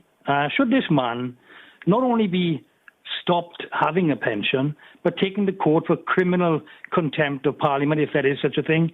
Because I feel that the man who works emptying the bins for 35 years and takes a paltry pension is, for me, the best man in the world, because he or she They earn their money. You've earned your money as an MP for your constituents. And I've talked to your constituents over the years and around the country and everywhere else because I've kept an eye on your workings. And I'm very impressed with what I don't agree with everything you say. I think some of it is either banter or completely wrong, in my opinion. But the one thing I will say about you is that you earned your money. Now, the pension, I come back to Patterson. Should he have his pension stopped because he was not representing his constituents and he's up to the tune of 500,000 in his backside pocket? Well, thanks for your kind words, Terence. I'm going to half disappoint you. I don't generally approve of people losing their pension. They paid for their pension, rather a significant proportion, actually, in Parliament of your wages goes into the pension fund, which, as you rightly say, is a handsome one. I get 27/50ths of my last wage as an MP, so that adds up to, before tax, because of course I'm taxed on my pension, about £25,000 a year. And that's a good pension compared to other people. I don't generally agree with taking people's pensions because they paid for those pensions long before they did the bad thing that they did that has got them in the soup and got you asking this question this evening. But I do think there is a case for a criminal investigation into his conduct. I'm astounded that the Tories chose the Owen Paterson Hill to die on. This is a man that took £500,000 from lobbying companies and did not properly register that whilst badgering government departments to accede to the lobbying efforts he was making on behalf of two companies that the civil servants in Whitehall did not know he was working for and coining big money. 100,000 a year is far more than the wage for being an MP. He was getting that on top of his wage as an MP. So I actually think that his behaviour was borderline, if not actually criminal. And for the Tories to choose his hill to die on was a grotesque political mistake. And everyone who was involved in making that mistake may find that the Tories pay a very high price for it. Of course, corruption, venality is not confined to the Tory side of the House. No, Terence, last you're point right. to You're you. absolutely right. You're absolutely right, and I'm very much behind you 100% on Mandelson. 100%. He borrowed money on a property, if you remember, off one of his friends outside politics. And there's so much intrigue and dirty politics going on. I think Starmer has got a job. He's doing everything by saying nothing at the moment. But these borderline criminals have no place in representing the man who cleans the streets, the teachers and such. Thank you for your answer, Mr. Galloway. Thank you, Terence. Very, very good call indeed. Let me try and squeeze in quickly Simon in London. Go ahead, Simon. How are you doing, George? You okay? Good, sir. Thanks very much. That's good. Is it just me, or does anyone else think that this green insanity is a case of scraping the barrel, effectively? The US took all these countries, these Western countries, the UK included, into a needless Middle Eastern wars over the last 20 years, resulting in the 2008 financial crisis, the banking sector going wild.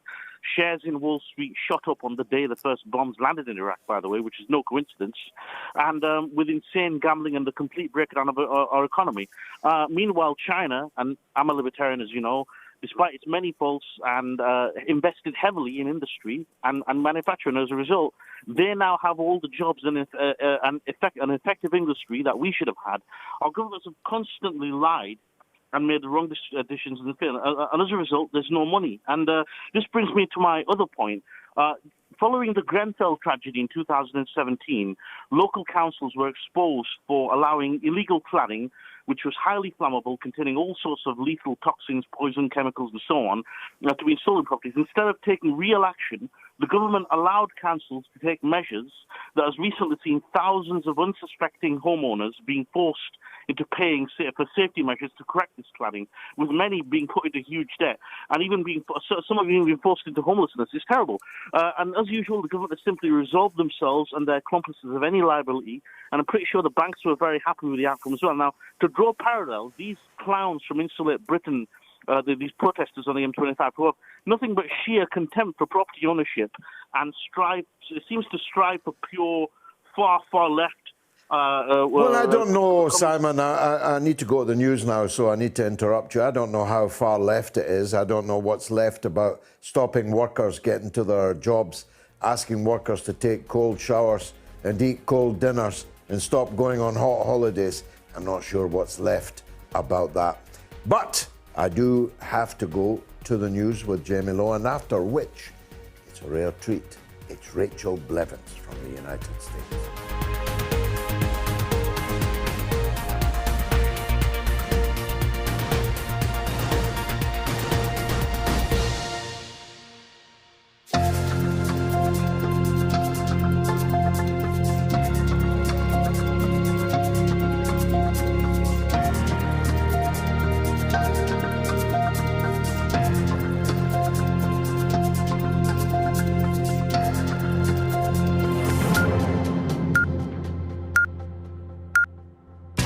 Radio Sputnik News. Labour Party leader Sir Keir Starmer has accused British Prime Minister Boris Johnson of corrupt and contemptible behaviour in trying to protect Tory MP Owen Paterson after he was found to have broken lobbying rules. Starmer said the government was trashing the UK's reputation for upholding democratic standards. Paterson has now quit as an MP. Ministers backed plans to change the standard system that found Paterson guilty, but changed their minds the next day following a political outcry. The vote to reform the rules also put on hold a 30-day House of Commons suspension Paterson was facing for breaching the rules by lobbying on behalf of two private companies. But Environment Secretary George Eustice defended the government's position, saying it had been trying to give politicians under investigation the right to appeal against any findings against them, rather than protect Paterson. He said, "We've been consistent on this throughout." An opinion survey for the Observer newspaper found that the Prime Minister's personal approval figures had sunk to their lowest ever level with the pollster. United States President Joe Biden has hailed the passage of his landmark $1 trillion infrastructure spending package as a monumental step forward. Negotiations over the sweeping Public Works bill, which passed the House of Representatives with a 228 to 206 vote, created a bitter split amongst Democrats. A more ambitious social spending bill, favoured by Liberals, was put on hold. The infrastructure package now heads to Biden's desk to be signed into law. Billed as a once-in-a-generation spending measure, the legislation proposes a $550 billion in new federal expenditure over the next 8 years to upgrade highways, roads and bridges, and to modernise city transit systems and passenger rail networks. The Tesla multi-billionaire Elon Musk has launched a Twitter poll of his 62.6 million followers, asking if he should sell 10% of his shares. The vote, which closes later today, could see him dispose of $21 billion of stock in the electric car maker. He proposed to abide by the result of the poll, a response to the billionaires tax proposed by US Democrats. The plan could see Musk face a huge tax bill. So far, 57% of the 2.8 million respondents have voted yes. The Tesla chief exec owns more than $200 billion worth of shares and is due to exercise options next year that will boost his net worth even further, but leave with him what he said would be a massive tax bill.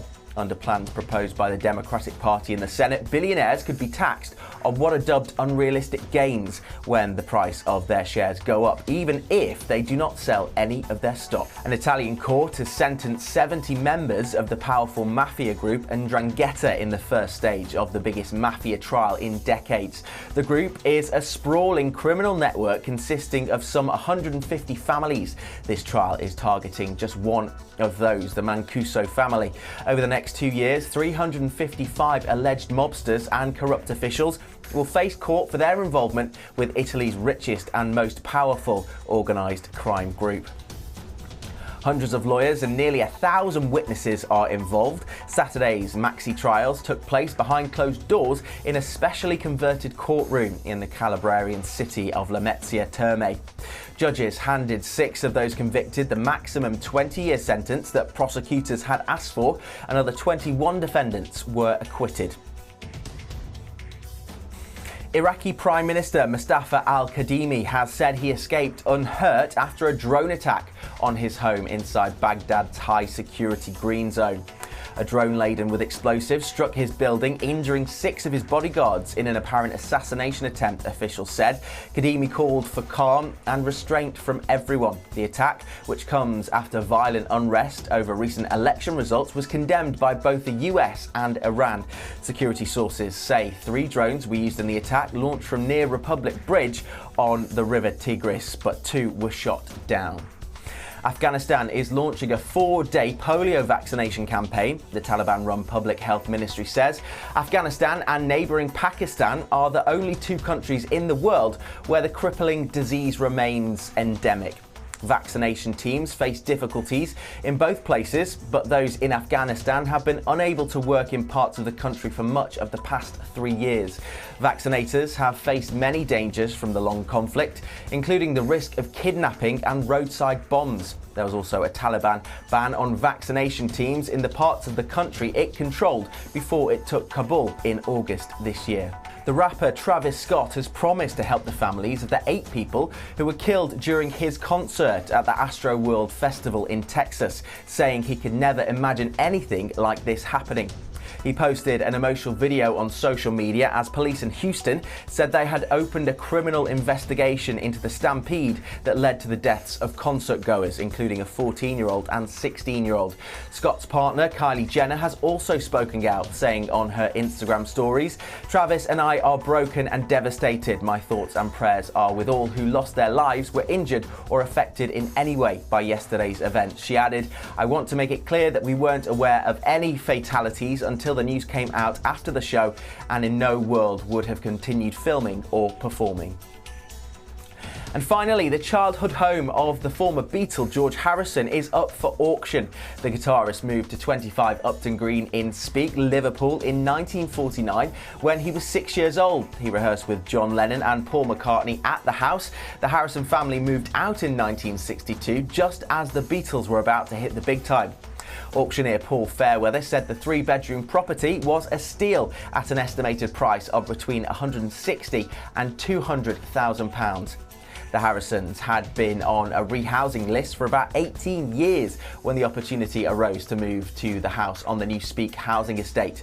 Harrison continued to go to Dovedale Primary School, which was also attended by Lennon, although they were unaware of each other due to a 2.5-year age gap.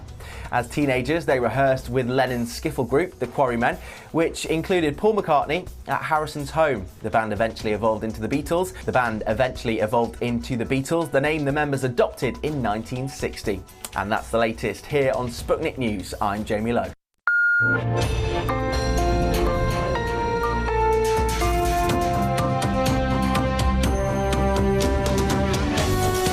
You're listening to Radio Sputnik. Telling the untold. Welcome to the Open University of the Airwaves with George Galloway. Only on Sputnik Radio. Okay, it's the final hour, largely given over to you. We'll have Rachel Blevins up next on US politics and media, and James Giles for one of his last appearances, actually, because like Patrick Christie's before him, he's going on to a brilliant new shining career. You see, that's what happens when you take your place on the stage here on the mother of all talk shows. However, I do need your calls, of course. Here's the number, 08081 965522. If you're in the UK, 08081 965522. And if you're in the United States, it's +1 844 944 3344, and it's free in both cases. But however, I wanted to say a few words before introducing Rachel about our second poll of the evening. I told you earlier, my next documentary film will be called, working title, might not be the final title, 000. It's about the Christopher Steele dossier and how Britain stole an American presidency. It is about how Britain was the foreign country interfering in US political elections, not Russia after all. It's predicated on the spectacular explosion, implosion, collapse of the Russiagate hoax, about which I'll ask Rachel in a minute. But there's the poll now. Did Britain interfere in the US presidential election? A, yes. B, no. Think about it.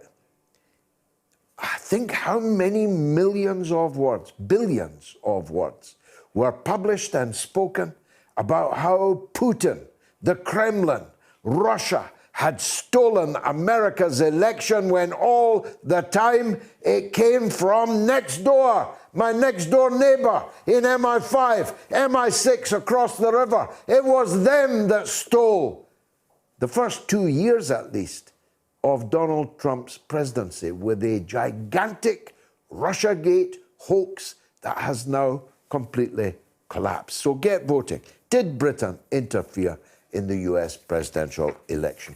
Now, it's one of the highlights of my week to introduce Rachel Blevins. Remember her name. She's even got a blue tick now on Twitter. I tell you, this young woman is going places.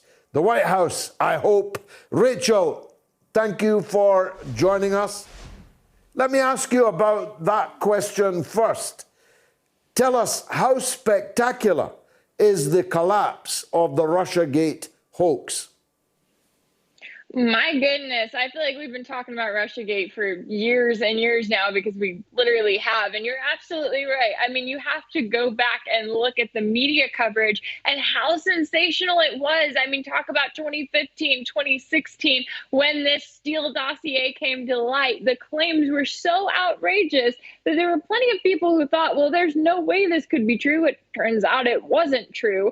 But I mean, just the claim that Donald Trump of all people, was some sort of Russian agent, the fact that people in the mainstream media, like Rachel Maddow, literally ran with this and acted as if it was fact, didn't question it, just immediately sold it to their viewers, and that it became this claim that Russia had hacked our elections, that Russia had interfered in U.S. politics. It was kind of one of those cases of you repeat it enough times and then it becomes the truth. And that was how a number of people here in this country accepted it. And even when those stories start to fall apart, you don't get the corrections then, right? You don't get the media organizations coming out saying, hey, our bad, we were wrong, we didn't do the basic aspects of journalist integrity when we were covering this story. And instead, you get them kind of shrugging it off and moving on to the next sensationalized part of it, and not at all vowing to do better next time around, because on their end, they got those millions of hits. They got the money, the advertising dollars, everything that went into it. They have no remorse for the fact that it wasn't true. They have no remorse for how it would have changed our politics if they hadn't covered it. And, you know, it is interesting that we're now finding out about this, and the reaction from the media seems to be just kind of, all right, let's move on, another day, another story, so to speak. Yeah, the Washington Post have at least flagged up that the indictment against Steele's chief witness brought by the FBI on the fact that he lied to them, that all the stories that he told them were made up, that none of the sources he claimed he had actually existed. This is devastating, or ought to be, to any journalist of integrity. At least the Post has said this casts doubt on our previous reportage of this matter, and casts doubt it certainly does. But Maddow made a career and many millions of dollars in salary in her extended contract out of breaking down and crying tears on TV live on MSNBC, as she became the chief tribune of the lie that Russia was running President Trump as an agent. She said nothing. Yep. Yeah, that's exactly how it goes. I mean, you also have to remember Rachel Maddow was the same one who sat there and told her viewers that Russia was going to turn off the U.S. power grid in the middle of winter and leave us all to freeze and die, and then never really followed up on that one either. But yes, exactly. It's the accountability of those talking heads.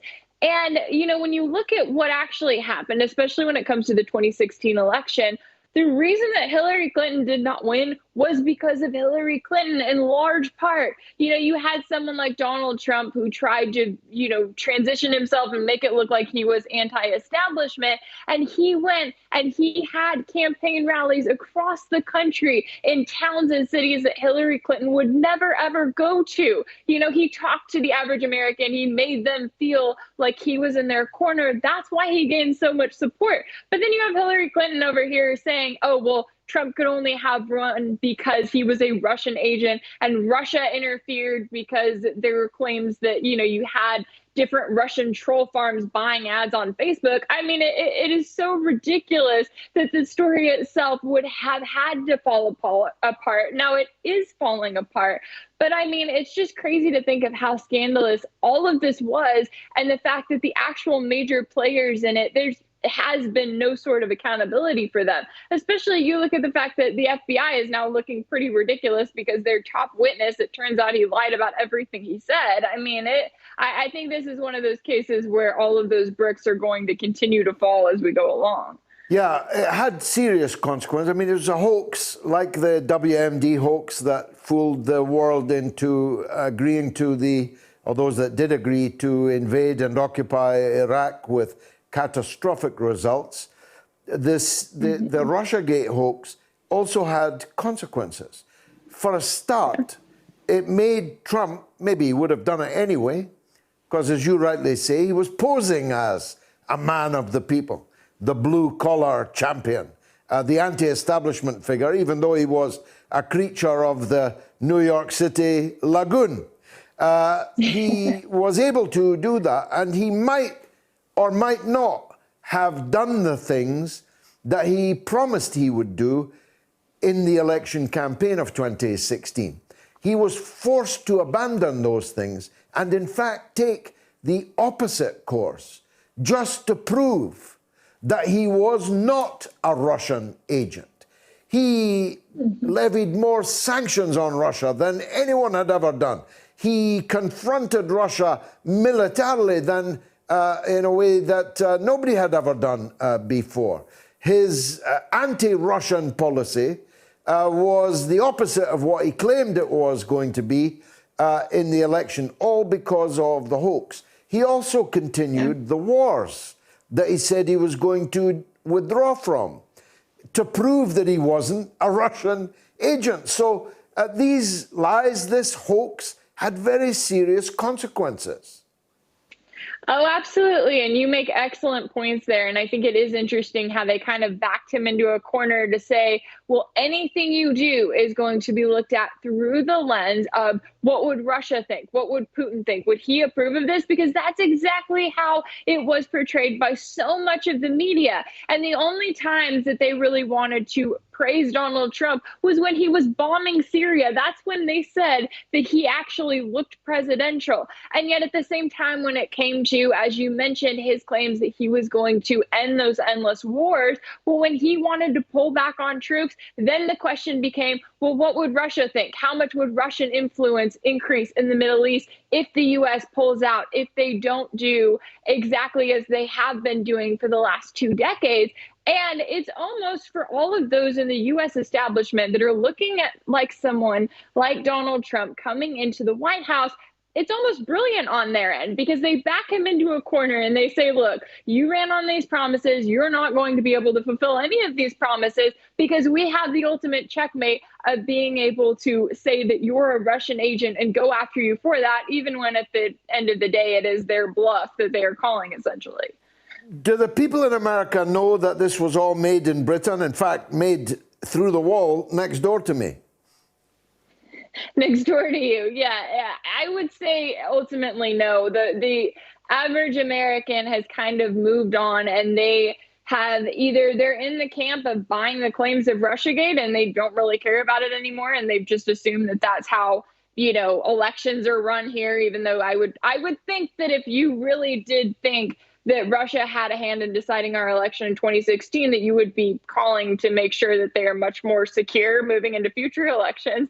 But at the end of the day, I think it's one of those issues where people either have decided that they believe it or they don't believe it, and they've kind of moved on to a certain extent. So, you know, there's not a lot of talk about how, you know, people in the UK could be involved, or even how this is going to play out if they think, you know, it's like, it was one of those things where we saw back in 2020 with that election, where all of a sudden you had U.S. intelligence agencies coming out and saying there was no interference, everything was secure. And it's like, well, wait a second, y'all just spent the last 4 years selling us that this election was completely interfered with by Russia. And now all of a sudden, 2 days after the 2020 election, you're saying that everything's fine. I mean, I do not know how the American people can buy it, but a large number of them do. Not in Virginia. They had an election this week, and it turns out that there are a basket of deplorables in the great state of Virginia, and they could only have rejected this other creature of the Clinton lagoon, Terry McAuliffe. They could only have rejected him because they're all deplorable, racist, sexist, misogynist, every ism that the Democrats can muster. That's not a great plan for the midterms, calling the voters all these bad names. Exactly. You would think that they would have learned that by now. You know, what's really interesting about Virginia is that this was a state where Terry McAuliffe, the Democratic candidate, he tried to paint the Republican candidate as an extension of Donald Trump. And he ran at it by saying, you're electing Trump, you're electing Trump. He was so focused on that he wasn't focused on the actual issues. And that's what the people of Virginia wanted to focus on. And, you know, to his point, Glenn Youngkin actually went in there. He focused on the issues. He didn't even try to necessarily tie himself to Trump and say, oh, I'm Trump's buddy. But what he did was he focused on the issues that people wanted to talk about. He focused on, you know, a big one was education. And you have families across this country that have had to have their kids on virtual school for so much of the last year. Now they're finally going back to school and they're worried about the state of education. And so he went in there and he said, hey, I want the parents to be more involved in their children's education. I want them to have more of a say. And that got people to get out and vote. And so I think that, you know, Democrats could, not that they will, but they could learn an important lesson from this election, which is that they are going to have to run on more than just anti-Trump policies, especially, and this is going to be tricky for them now that they've had, you know, the Democratic majority in the House, in the Senate, and in the White House. And we've seen how much they've actually gotten done with that. But they are going to have to find a path that is not just anti-Trump, whereas Republicans are kind of learning that they can look more on their policies, not just look at Trump, because that was one of the things that Youngkin did that he did well, was that he tried to kind of cater to both sectors of the GOP, both those who are frustrated with the election outcome and those who want to move on from it. And he catered to that in a way that a lot of Republicans could learn from moving forward. Now, lastly, and I tread delicately into this because I don't know the woman, but I watched Nancy Pelosi at the podium this week. And I mean, we've gotten used to Joe Biden letting off trumping in front of royals in Glasgow and so on. We've gotten used to him looking like he's lost. But when I watched Nancy Pelosi, I didn't know if she was drunk or unwell. What's wrong with that woman? I was going to say, how much time do you have here? You know, Nancy Pelosi, I mean, she is the perfect example of why we need term limits in this country, because this woman has literally been in Congress longer than I've been alive. And she is, I mean, she's third in line to the presidency. You think about the fact that if Joe Biden passes away tomorrow and then Kamala Harris does, we have Nancy Pelosi, like she is our president. It is crazy to me that they have continued to allow this woman to be House Speaker, because you're right. She gets up there, she gives these ridiculous speeches that are all over the place. And it really makes you wonder, Why has this woman not retired? With someone with her kind of wealth and with the millions of dollars in wealth that she has, you would think that she would want to go retire on an island somewhere, you know, enjoy her life, enjoy her grandkids. I don't know why these are the top leaders of our country, but I can imagine that to a number of other countries in the world, it looks pretty ridiculous. And trust me, it looks just as ridiculous here at home. Thank you very much, as always, Rachel Blevins, for joining us on the mother of all talk shows. Let's go to Long Island. Why wouldn't you? And talk to Rashid. Go ahead, Rashid. Thanks, George. How are you? Good, thanks. I'm actually calling from Long Beach, California. But well, that's even more exciting than Long Island. Go ahead, Rashid. Sure. What I'd like to tell you is that where do things stand in the U.S. elections between now and the 2022 elections? Because 2022 is still going to be congressional elections and state governorships and other municipalities. So even though the specter of Donald Trump will be there, he won't actually be involved. He won't be on the ballot, no.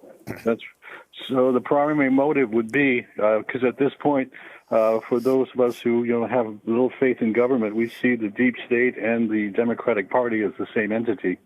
And from that point of view, the all-out assault will be on any populist candidate who tries to oppose those kind of authoritarian policies that are coming currently out of the Democratic Party.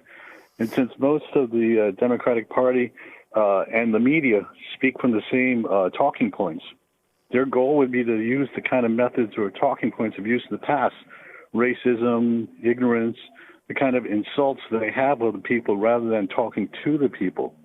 So going forward between now and 22 is going to be an all-out assault on the media and the people who are within the party or speak for the party to attack, I guess, potentially Republican populists, the people who oppose what they call rhinos or Republicans in name only, who don't kind of represent the policies of the American people.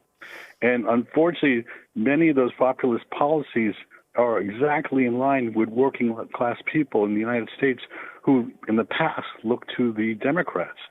So in their own way, they're shooting the potential voters in the foot of the people who they think they would need to elect them. They're going to reject them, and they're going to push people more towards those populists. So the deep state's I think you have perfectly described the paradigm. It's not that Trump and other Republican populists really mean it, or insofar as they would do any of the things that they say they would do, they would be doing from their heart.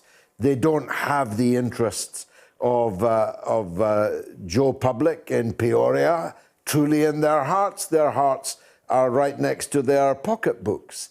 It's that they are prepared to at least talk the language of the working class of America.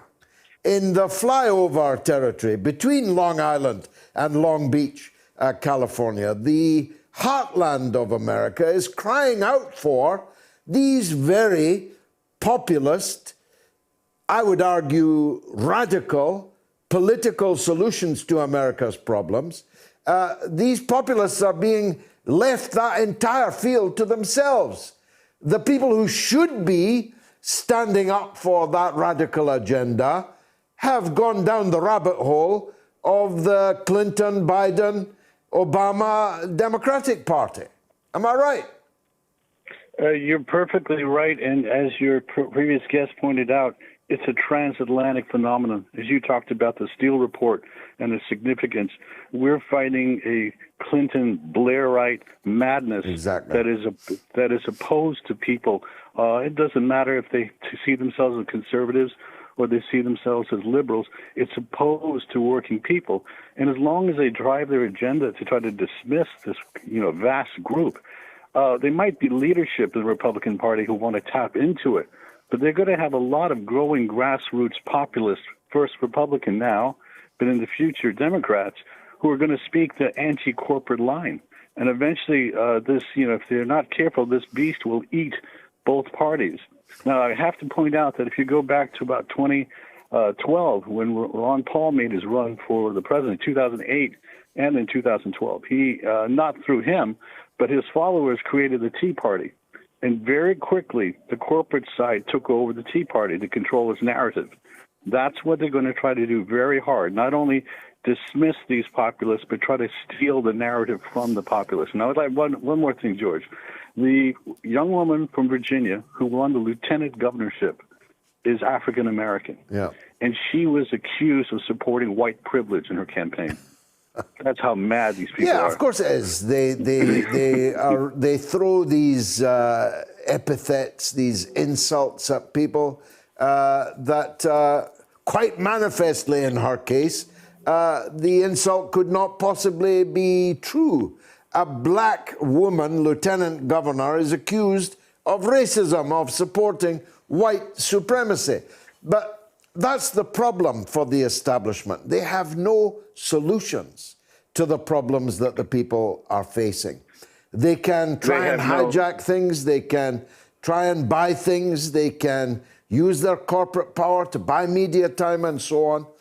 But eventually, the people will conclude and act, I hope, on the very clear evidence that the Biden-Blair axis in politics has absolutely no real answers to the problems of the people. Last word to you, Rashid. Well, first, the emperor has no clothes, and that the Biden-Blairite, that whole perspective, has no interest in ever solving the problems of the working people. It's a facade, a veneer they throw on that they've successfully fed us for decades, since the end of the World War II. The problem is that the bridges, the houses, the economies are falling apart, and they can't maintain that veneer the way it's successfully have in the past. Rashid, you're a great caller. Thanks. Don't be a stranger. Call me anytime. Lady Chatterley's Lover by D.H. Lawrence, which had been banned for 30 years, sold out on its first day of publication. How many did it sell? A, 20,000 copies. B, 200,000 copies. C, 98,500 copies. Answer after the break, along with James Giles. Radio Sputnik.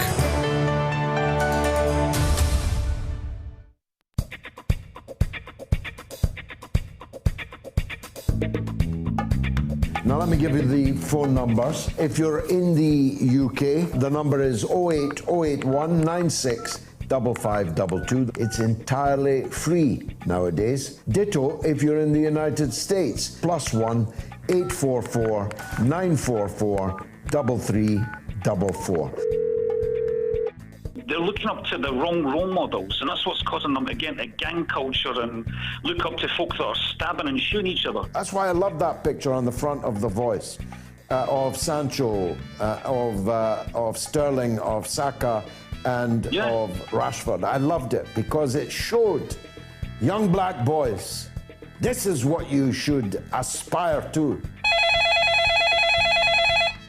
Better than every other country. Well, we are better than every other country. Look in the mirror. No, we are. Well, tell me a country that's better. Yeah, but that means nothing to me. Well, it may not. It's a fair point. That means nothing to me and my children. Because at the end of the day, that is a white man's problem, a white woman's problem. It's about time you stop ignoring it and denying it and deal with it. You're causing a lot of harm.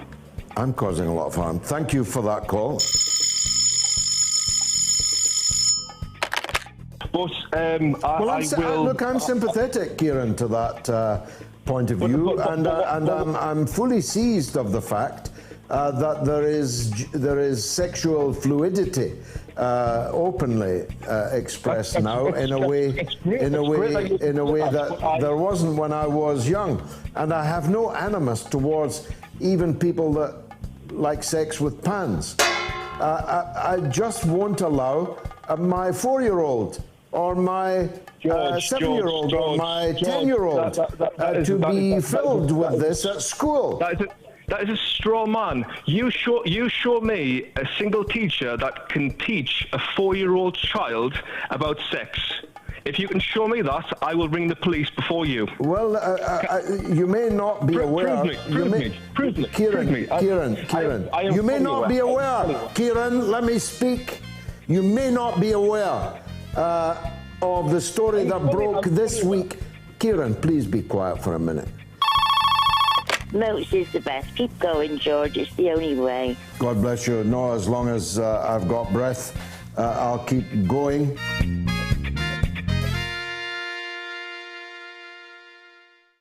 Tough questions are the most powerful weapon we have. As long as you have questions, we'll keep asking.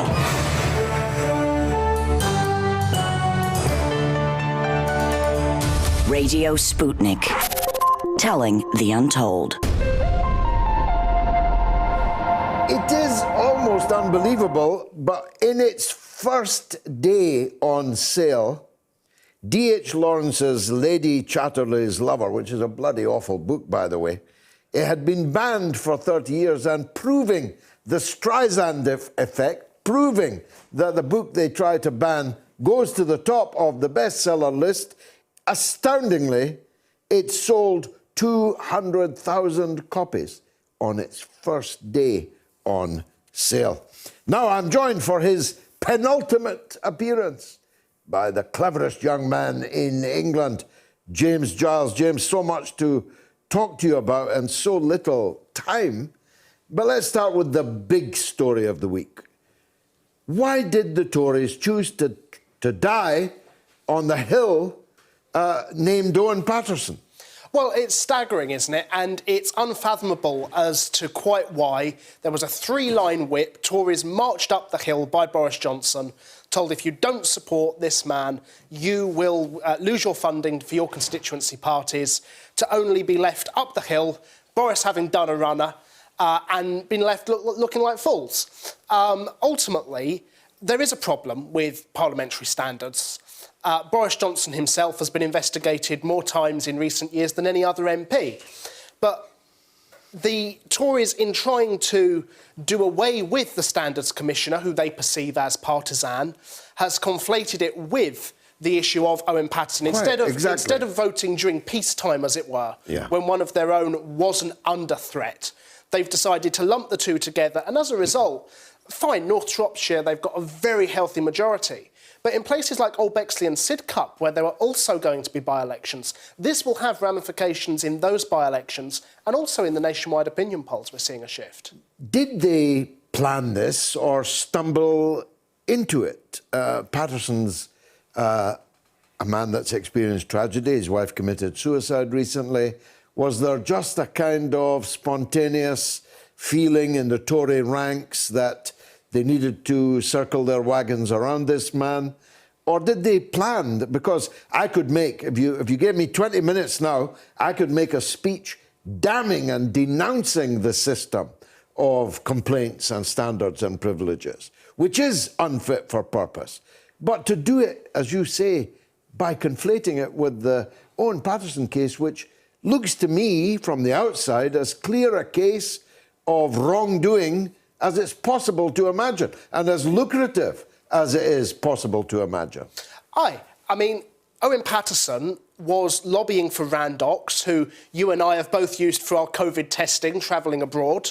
They handed lucrative government contracts as a result of his lobbying.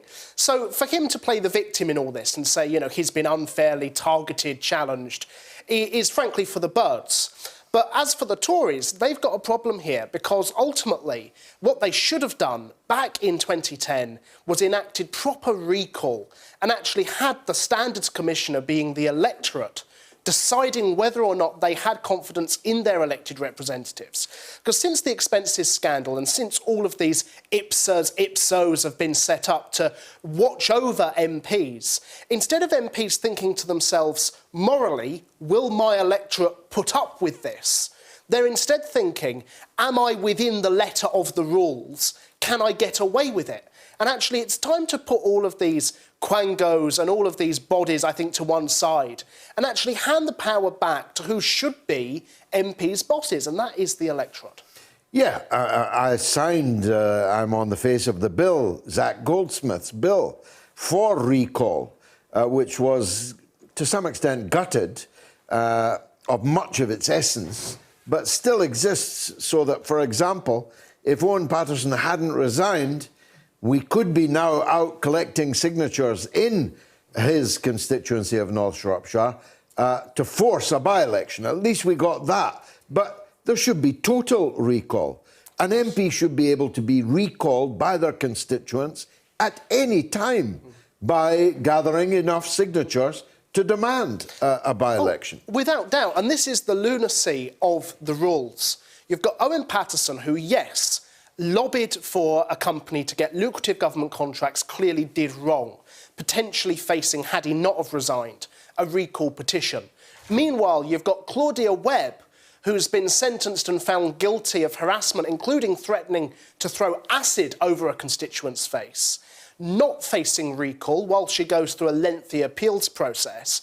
And you've got Rob Roberts, the MP for Delyn, who around 6 months ago was found guilty of being a sex pest, sending inappropriate images and messages to one of his male staffers, who still sits in the House of Commons now. He's just been readmitted into the Conservative Party. To the Tory Party, and faces no consequence whatsoever. And actually, all three of those things, if you were to put those cases to an ordinary voter, they'd look at being a sex pest, they'd look at throwing acid in someone's face or threatening to... she didn't throw acid in anyone's threatening to face. throw acid in someone's face. And they'd look at lobbying to get millions of pounds of government money. And in all three cases, anyone in their right mind would surely look and say, there's something wrong here. Now, you mentioned that North Shropshire is a very healthy Conservative majority, but that's partly because all the other parties split the opposition vote. What if a white knight in a white suit, like Martin Bell, can be agreed on by the other parties and stand as the anti-corruption candidate? Could that upset the apple cart? Is there any prospect of an agreement on that? There isn't, partly because electoral law has changed since 1997, when Martin Bell caused that big upset in Tatton against Neil Hamilton. The way in which data now is regulated, I mean, everyone knows about GDPR, makes it far harder for parties to work together cross-party. But you've also got a wider problem there. Is, you know, if someone in a white suit did decide to enter the fray in North Shropshire, and, you know, people are banding about names like Rory Stewart, which, you know, frankly won't appeal to a lot of Labour's voters and quite a few Lib Dems too. But this is your problem. You've got, let's say Labour and the Lib Dems did team up and say, right, we're going to put someone in there who's anti-corruption. They're likely to be a Remainer if they're supported by Labour and the Liberal Democrats. So let's say, you know, North Shropshire's a relatively elderly constituency. You've got a 70-year-old Tory voter, lifelong Tory, disgusted with what Owen Paterson's done, but a strong Brexiteer. What do? Do they back the Tories because they want Brexit, you know, seeing Brexit through, they believe in what Boris is doing? Or do they, to send a message about Owen Paterson, back someone who, apart from their position on sleaze, actually doesn't share any of their politics whatsoever? Well, of course, there's not only sleaze in the Conservative Party. 7 Labour members of Parliament have been sent to prison over the last 12 years or so. Sleaze cuts across party political boundaries. And that's before you talk about Tony Blair earning £100 million, about Peter Mandelson's Life and Times and so on. So the idea that sleaze is somehow just a Tory thing has just been, to some extent, gutted in Scotland also, where the publisher of the collected works of Nicola Sturgeon's book, Women Hold Up Half the Sky, the publisher has just been raided by the fraud squad because it got a huge sum in Scottish government money in what presumably is thought to be questionable circumstances. The whole British political system's pretty rotten, isn't it? The whole political system is rotten. You've got a Labour Party that's thinking about bringing back Keith Vaz, the washing machine salesman, in Leicester East. You've got a Conservative Party that is going from scandal to scandal, yet still miraculously manages to stay ahead in the polls. You've got the Liberal Democrats, who appear to have disappeared off the face of the earth, with the exception of Chesham and Amersham. And what could have been a massive moment for them very quickly fell by the wayside. And actually, quietly up the rear, you've got the Greens slowly making making gains, regularly now overtaking the Liberal Democrats in the polls. Now, in an election atmosphere, that wouldn't actually translate into 9% vote for the Greens across the country. No. But what it does say is that the political system, in the eyes of more and more people, is broken, does need change, and people are looking, in a way, for a none-of-the-above option. And does the Reform Party represent that in Old Sidcup, Bexley and Old Sidcup? It could dent the Tories' majority in Old Bexley. And actually, I think Owen Paterson's issue will resonate more with voters there than it will in North Shropshire. Locally, Owen Paterson was quite well regarded as an MP. He did a lot around farming, a lot around rural broadband and boosting the town. And so even though people there think he's done wrong, they're still quite content voting Tory, or at least from the people that have been spoken to on broadcast media here in Britain.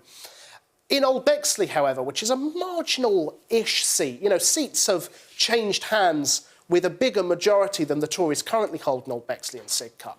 Richard Tice is putting forward a very energetic campaign. His slogan is "Send a message to Westminster." He's the leader of the Reform Party. Taking over from Nigel Farage.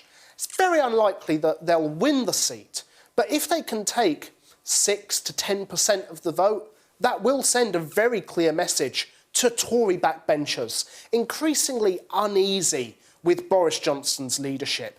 Up the mountain one day, down the next, U-turning left, right and centre, scandal after scandal. And these people, especially in the Red Wall, will start to think to themselves, if there's a 10% swing away from the Tories in Bexley, what does that mean for me?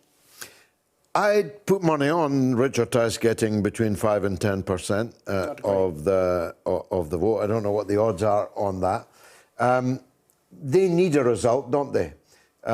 They've been polling risibly badly in the elections that they have stood in, despite huge amounts of money being spent, much of it, I think, Richard Tice's own money.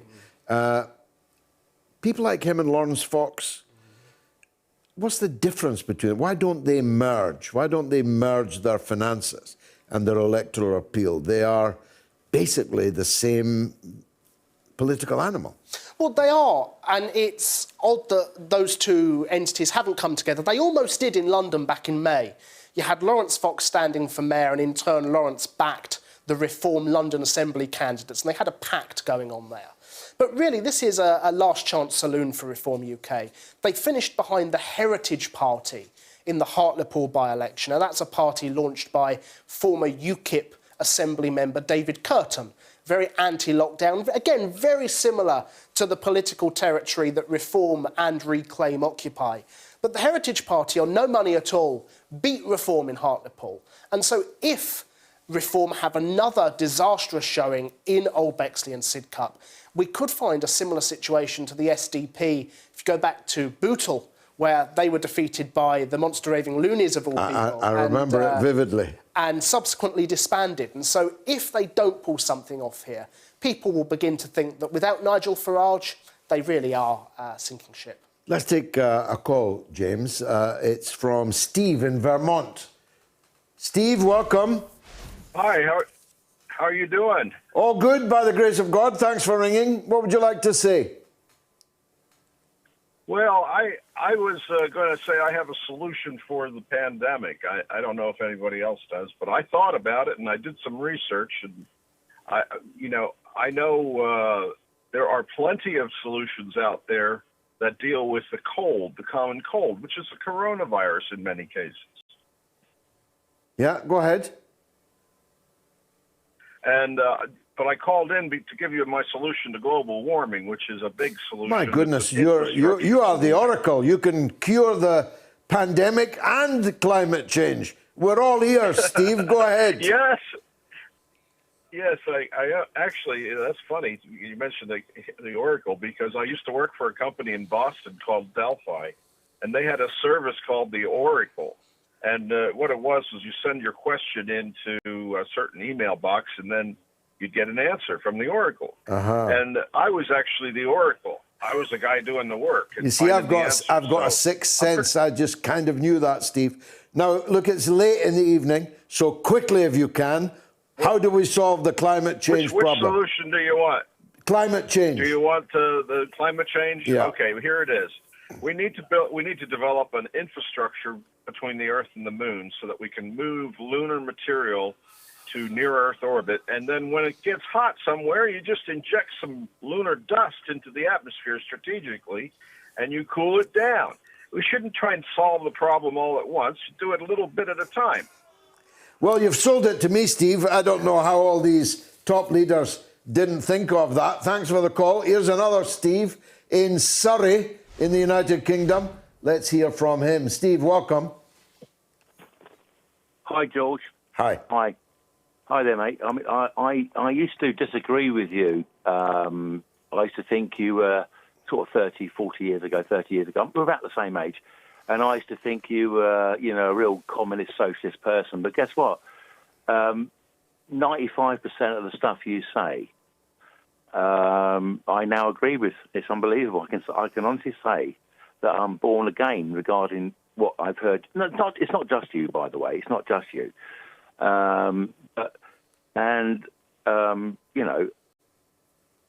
I think what we're really avoiding from the whole of this concept of all this stuff, COVID-19, 9/11, all these so-called conspiracy theories, especially, COP26, global warming, etc. I don't deny, by the way, that human beings aren't polluting the world. I mean, just in my own life, as a hobby, I pick up litter.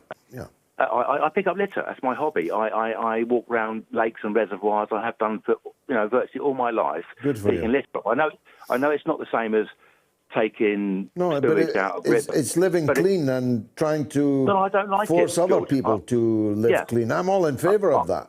Yes, and so, but I don't see those people picking up litter being the same people that protest on the M25. And all I'm saying is, this whole thing we talk about, we avoid the issue of the world being run by secret societies and what people could call the Illuminati, the occult, etc., etc., etc. And I think we have to grow the balls to say to Ofcom, to say to all the structures of society, the police forces, and everything, the courts and everything. We know what's going on. You might not know that your contribution is what's making this thing happen. But you haven't got to be a bricklayer to know that two jets flying into the Twin Towers with 4-foot RSJs to know that that's not going to happen the way that came down. Well, Steve, we now have the complete cornucopia from the Illuminati to 9/11. I don't know if it's a full moon out there. We had lunar dust as a solution to climate. I don't know if there's a full moon out there tonight, or you've waited for the last few minutes of the show to inject a bit of humour, but thank you for that call. Let's talk, James, about COP26. How is that impact? I mean, Sky News admitted today that they had been on a deliberate mission to nudge people, they said, down a certain political direction on this climate change issue. In fact, they were boasting about their success in doing so. Notwithstanding the virtual greenwashing of the entire British media, is the man and woman in the street convinced by COP26? I don't think so, and that's because there's very little impact that COP26 will have on ordinary people. I said to you the other week that COP26, one of my fears was it would be something that would happen to Glasgow rather than for Glasgow, and to the country rather than for the country. And I think that we're actually seeing that play out. If you look at what COP26 has achieved thus far, virtually nothing. If you look at what COP26 is set to achieve, pretty much nothing other than an agreement that the Paris Accord should be followed and governments will work towards it. So why leaders are, plunging millions of carbon particles into the atmosphere, motorcades, private jets, to actually get this far is frankly beyond me. And as for Sky News, which you're quite right, did say that they were nudging people towards the green agenda. Let us not forget that the chief executive of Sky has regularly been flying from America to Britain in a private jet to go to work. So it's hypocrisy of the highest order. Couldn't make it up. Let's hear from Kenny in Acton. Kenny, welcome. Hi, George. I felt very enthused when you declared at the beginning of the show that you were going to do a documentary about Donald Trump and how the British media and state played a part in his, you know, the Russia hoax, the Russia collusion hoax.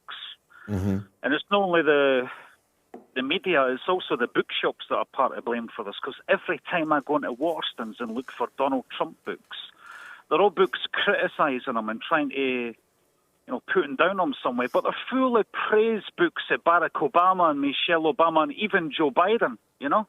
And I don't know how you get a book out of Joe Biden, really. How you get a positive book out of Joe Biden. I can see how you can package Michelle Obama, even Barack Obama, but how you get a positive book on Joe Biden, I really don't know. You haven't read it, have you, Ken?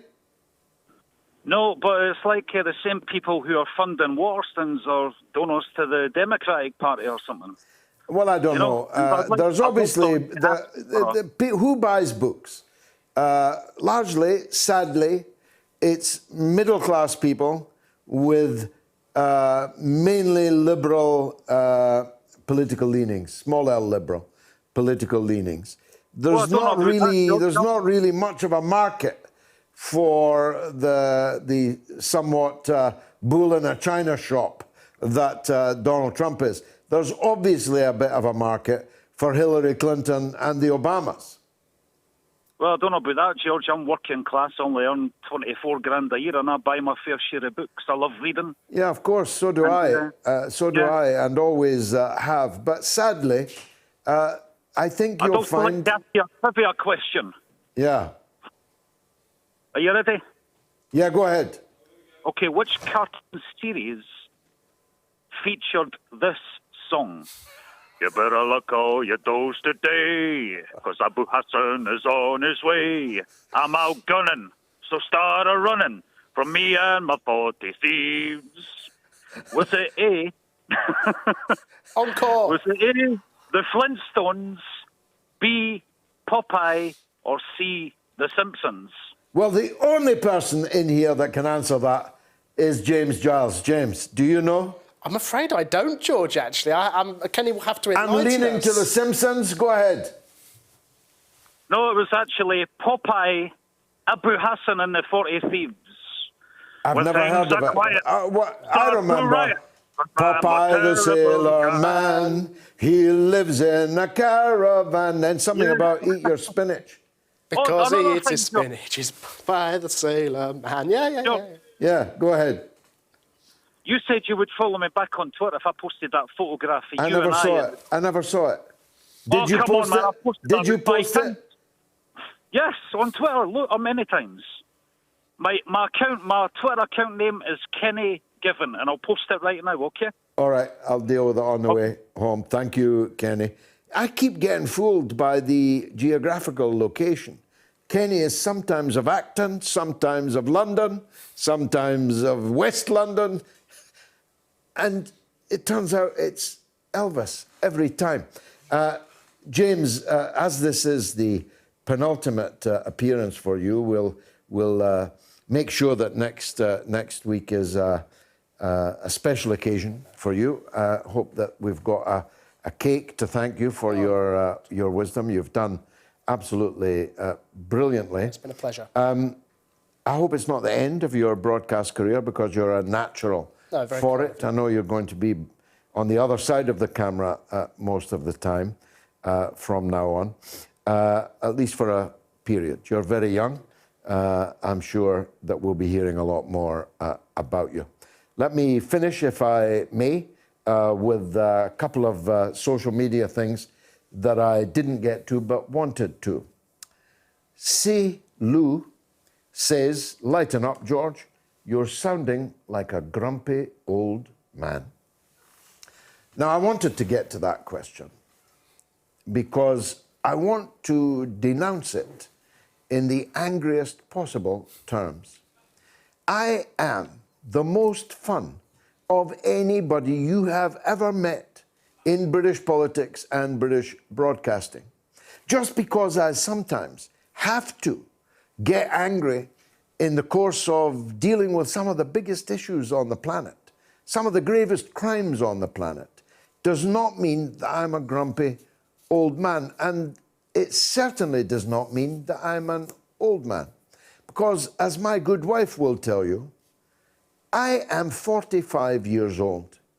I may look sometimes wizened, sometimes grizzled, but that's all an act because it gives me a certain gravitas as a political commentator. In truth, I am as a spring lamb. If you saw me walking, running, lifting weights, and all the things I do, you would never have said that. See you next week.